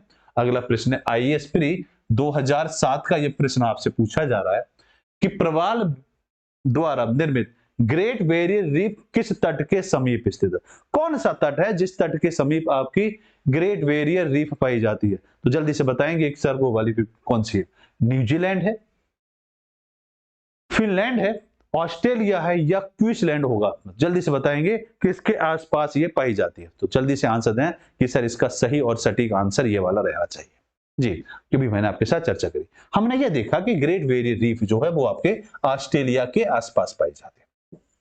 अगर हम ऑस्ट्रेलिया को देखें तो ऑस्ट्रेलिया को अगर आप देखेंगे तो लगभग आप ये मान के चलिए कि ये आपका लगभग ऑस्ट्रेलिया है और इस ऑस्ट्रेलिया में अगर हम देखें तो प्रवाल भित्ति जो पाई जाती है वो हमने देखा कि भाई ऑस्ट्रेलिया को अगर हम डिवाइड करते हैं तो ऑस्ट्रेलिया आपका लगभग ये वाला क्षेत्र निकल कर आता है जिसको वेस्ट ऑस्ट्रेलिया बोलते हैं, नॉर्थ ऑस्ट्रेलिया बोलते हैं, साउथ ऑस्ट्रेलिया बोलते हैं, इसको बेटा विक्टोरिया बोला जाता है, इसको न्यू साउथ वेल्स बोला जाता है, न्यू साउथ वेल्स बोलते हैं इसको, और ये वाला जो राज्य है आपका इसको बोला जाता है आपका क्वींसलैंड। अब बताइए इसमें अगर हम बात करें तो आपकी ग्रेट बैरियर रीफ जो आती है वो किस में आती है, वो आपके क्वींसलैंड के अंतर्गत आएगी। क्वींसलैंड जो भाग है जिसकी राजधानी आपके एग्जाम में अक्सर पूछी जाती है, जिसकी राजधानी क्या है आपकी ब्रिस्बेन। ये राजधानी भी याद कर ली, जब हमने चर्चा इसकी करी थी तो यहाँ इन बात को और समझना। इसकी राजधानी जो बनती है बेटा, इसकी राजधानी बनती है पर्थ, इसकी राजधानी जो बनती है वो बनती है आपकी डार्विन, डार्विन इसकी राजधानी है, और इसकी राजधानी है एडिलेड, एडिलेड इसकी राजधानी है आपकी मेलबर्न, और इसकी राजधानी है आपकी सिडनी। और सिडनी में ही यहाँ पर एक छोटा सा भाग है जिसको हम कैनबरा के नाम से जानते हैं, जो ऑस्ट्रेलिया की राजधानी है और ये केंद्र शासित राज्य के रूप में भी जाना जाता है। आइए, तो बिल्कुल सही आंसर आ गया कि प्रवाल द्वारा निर्मित ग्रेट बैरियर रीफ जो है क्वींसलैंड तट पर समीप पर यह स्थित है। यह एक अवरोधक प्रवाल भित्ति है जो सबसे अधिक लंबी, चौड़ी और ऊंची है। भाई यहाँ पर हमने प्रवाल भित्ति की बात की तो 2900 के आसपास 900 द्वीपों के द्वारा इसका क्या हुआ, निर्माण हुआ है। ये सूक्ष्म शैवाल पाए जाते हैं और जुनजेंथिली कहा जाता है, जिन्हें क्या वो सूक्ष्म जीव जो पाए जाते हैं उन जीव का नाम क्या है, उन जीव का नाम ये है जुनजेंथिली के नाम से उन सूक्ष्म जीवों की बात की जाती है। ठीक, आइए अगले प्रश्न पर आते हैं। अगला प्रश्न कह रहा है जो राजस्थान प्री 1999 में आया और आईएएस प्री 2007 में ये आपसे पूछा गया। विश्व की सबसे बड़ी प्रवाल भित्ति निम्नलिखित में से निम्नलिखित देशों में किस एक के तट के किनारे पाई जाती है? अब तो इसका आंसर मैं मानता हूं कंठस्थ हो गया होगा कि किस तट के किनारे पाई जाती है, कौन सा तट है। ऑस्ट्रेलिया का तट है, क्यूबा है, घाना है या फिलीपींस है? तो इसका सही आंसर बिल्कुल कंफर्म हो गया होगा सर, विश्व की सबसे बड़ी प्रवाल भित्ति जो है जिसको वेरियर रीफ के ग्रेट वेरियर रीफ के नाम से जाना जाता है वो आपके ऑस्ट्रेलिया में क्वींसलैंड राज्य में पाई जाती है। तो सही आंसर होगा आपका ऑस्ट्रेलिया, बिल्कुल सही और सटीक आंसर होगा। तो व्याख्या ए बिल्कुल सही बोल रही है कि विश्व की सबसे बड़ी प्रवाल भित्ति जिसे ग्रेट वेरियर रीफ ऑस्ट्रेलिया के क्वींसलैंड प्रांत के पूर्वी तट के निकट ये पाई जाती है। और ये ग्रेट वेरियर रीफ अद्वितीय है और ये भी याद रखेंगे ग्रेट वेरियर रीफ आपके किस सागर में पाई जाती है? आपके प्रशांत महासागर में पाई जाती है। और प्रशांत महासागर में अगर हम बात करेंगे तो 14 डिग्री अक्षांश तक ये फैली हुई पाई जाती है और जिसका क्षेत्र सबसे ज्यादा है। बिहार पीसीएस प्री 2020 का ये प्रश्न है। प्रश्न कह रहा है अड्डू प्रवाल द्वीप किस महासागर में स्थित है? इस द्वीप की बात करनी है, इस आइलैंड की बात करनी है कि ये कहां पाया जाता है। अटलांटिक महासागर में है, आर्कटिक महासागर में है, हिंद महासागर में है, ये आपके पैसिफिक महासागर के अंतर्गत आता है। तो जल्दी से बताएंगे एड्डो प्रवाल भित्ति कहां पाई जाती है। देखो इसको एक नाम से जरा समझे, इसको एंटॉल भी बोला जाता है, इसको एंटॉल के नाम से भी जाना जाता है। तो एड्डो पर्वत भी बोला जाता है, मानपुर महासागर प्रवाल द्वीप भी बोला जाता है, ये एंटॉल हिंद महासागर के नाम से भी इसको जाना जाता है। तो सही आंसर जो होगा इसका बेटा सी, इसका बिल्कुल सही और सटीक आंसर होगा। बिल्कुल आइए बात को जरा समझ लेते हैं। वे एड्डो प्रवाल जिसको एटॉल हिंद महासागर में नाम से भी स्थित है, यह द्वीप प्रवाल द्वीप स्थित दक्षिणी एंटॉल है। प्रवाल द्वीप प्रवाल वलय या एटॉल सामान्य घोड़े की नाल या मुद्रा के आकार वाली प्रवाल भित्ति के रूप में यह होती है जिसकी हम चर्चा कर रहे हैं। अगला प्रश्न है जो आपका यूपी पीसीएस प्री 2018 में आपसे पूछा गया है। निम्नलिखित कथनों पर विचार कीजिए। विश्व की सर्वाधिक प्रवाल भित्ति उष्णकटिबंधीय सागरों के जल में मिलती है। पहली बात, विश्व की 1/3 से अधिक प्रवाल भित्तियां ऑस्ट्रेलिया, इंडोनेशिया, फिलीपींस राज्य में स्थित है। दूसरा, उष्णकटिबंधीय वर्षा वनों की अपेक्षा प्रवाल भित्तियां अत्यधिक संख्या में जंतु संघों का परपोषण करती हैं। अब आपको बताना है कि इसमें कौन सा स्टेटमेंट बिल्कुल सही बैठता है। तो देखिए विश्व की सर्वाधिक प्रवाल भित्ति की बात करें तो उष्णकटिबंधीय सागरों के जल में मिलती हैं, बिल्कुल मिलेंगी, क्योंकि उष्ण कटिबंधीय सागर की बात करेंगे तो 25 डिग्री नॉर्थ और 25 डिग्री साउथ में दोनों के बीच में आएगी। तो ये बात बिल्कुल सही बैठती है। विश्व की 1/3 से अधिक प्रवाल भित्ति ऑस्ट्रेलिया, इंडोनेशिया, फिलीपींस राज्य में पाई जाती है, बिल्कुल सही आंसर पाई जाती है।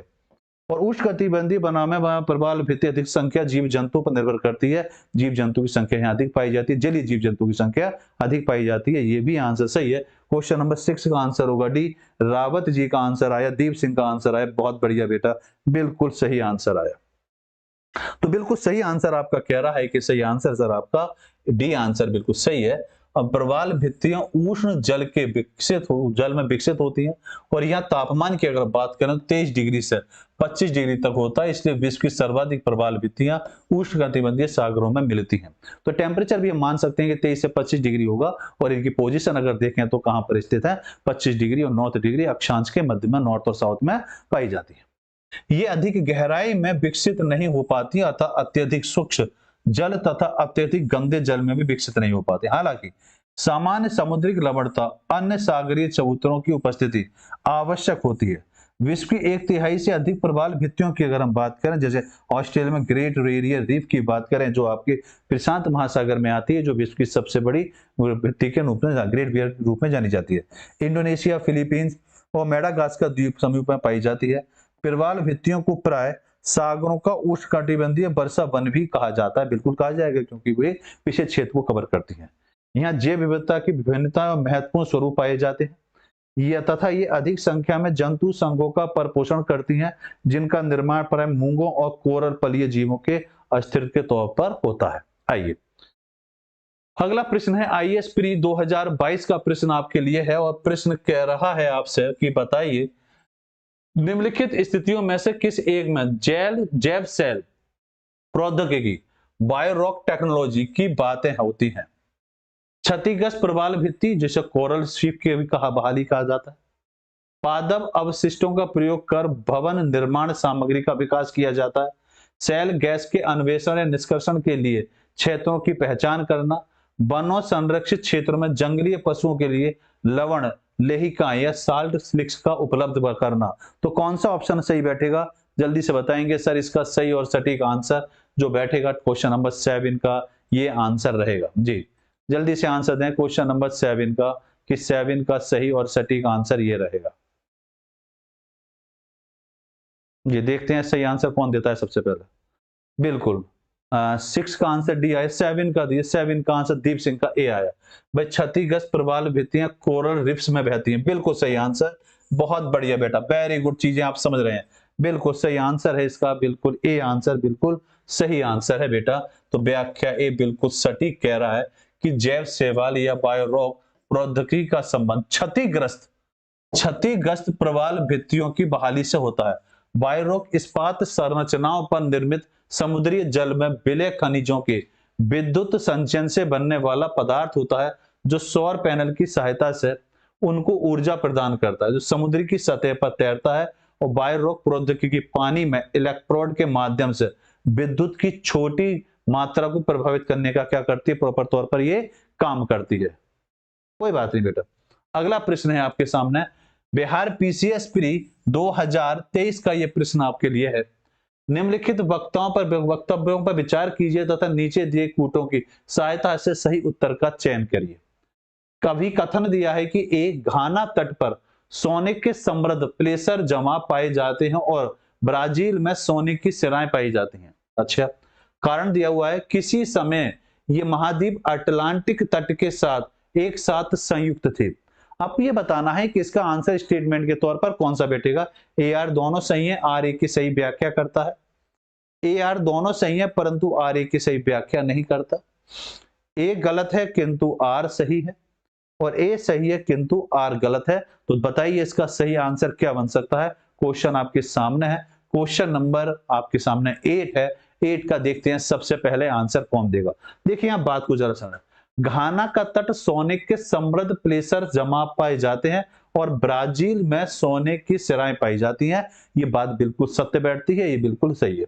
अब इसका कारण क्या दिया है, किसी समय ये महाद्वीप अटलांटिक महासागर के तट के साथ संयुक्त था। 72 मिलियन ईयर्स पहले की ये बात है। ये बिल्कुल सटीक बैठती है बात कि हाँ ये उसके साथ बैठा हुआ था। तो इसका सही आंसर बना कि ए भी सही है और आर भी सही है, और ये इसकी व्याख्या भी कर रहा है। बिल्कुल सही आंसर बैठेगा वो आपका ए, बिल्कुल राइट आंसर। तो ये बात बिल्कुल क्लियर होगी सर, आंसर इसका ए होगा। ए आर दोनों सही है और आर ए की क्या कर रहा है, व्याख्या कर रहा है। घाना तट पर सोने के समृद्ध प्लेसर जमा पाए जाते हैं और ब्राजील में सोने की सिराएं पाई जाती है, क्योंकि किसी समय ये महाद्वीप अटलांटिक महासागर के साथ क्या था, संयुक्त तौर पर मिला हुआ था। और अगर समय की बात करेंगे तो 72 मिलियन पहले की बात है जो हम आपके साथ कर रहे हैं। आशा करूंगा कि आज की क्लास में हमने काफी विस्तार से चर्चा करी, काफी बातों को आप तक रख पाए। जो भी बच्चा इस तैयारी को कर रहा है बेहतर तरीके से, प्रीलिम्स पॉसिबल की जो श्रृंखला आपके लिए चल रही है अरिहंत की तरफ से, जो भी कुछ आपको पढ़ाया जा रहा है वो सभी कुछ इस बुक में से पढ़ाया जा रहा है। ये बुक आपके नजदीक के बुक स्टोर से मिल जाएगी। अगर वहां पर उपलब्ध नहीं हो पाती है तो आप इसको ऑनलाइन भी ऑर्डर कर सकते हैं अरिहंत की वेबसाइट से। तो इस बुक को अपने पास जरूर रखें और उसके साथ अगर अपनी तैयारी को करेंगे तो और बेहतर अच्छी हो पाएगी। तो चलिए कल फिर मिलते हैं अपने टाइम पर। क्लास कैसी लगी अपने विचार जरूर रखें और बताएं अपने सभी साथियों को कि अरिहंत की तरफ से आपके लिए बेहतरीन प्रीलिम्स की एक श्रृंखला चलाई जा रही है जिसका सभी बच्चों को फायदा उठाना चाहिए। चलिए धन्यवाद।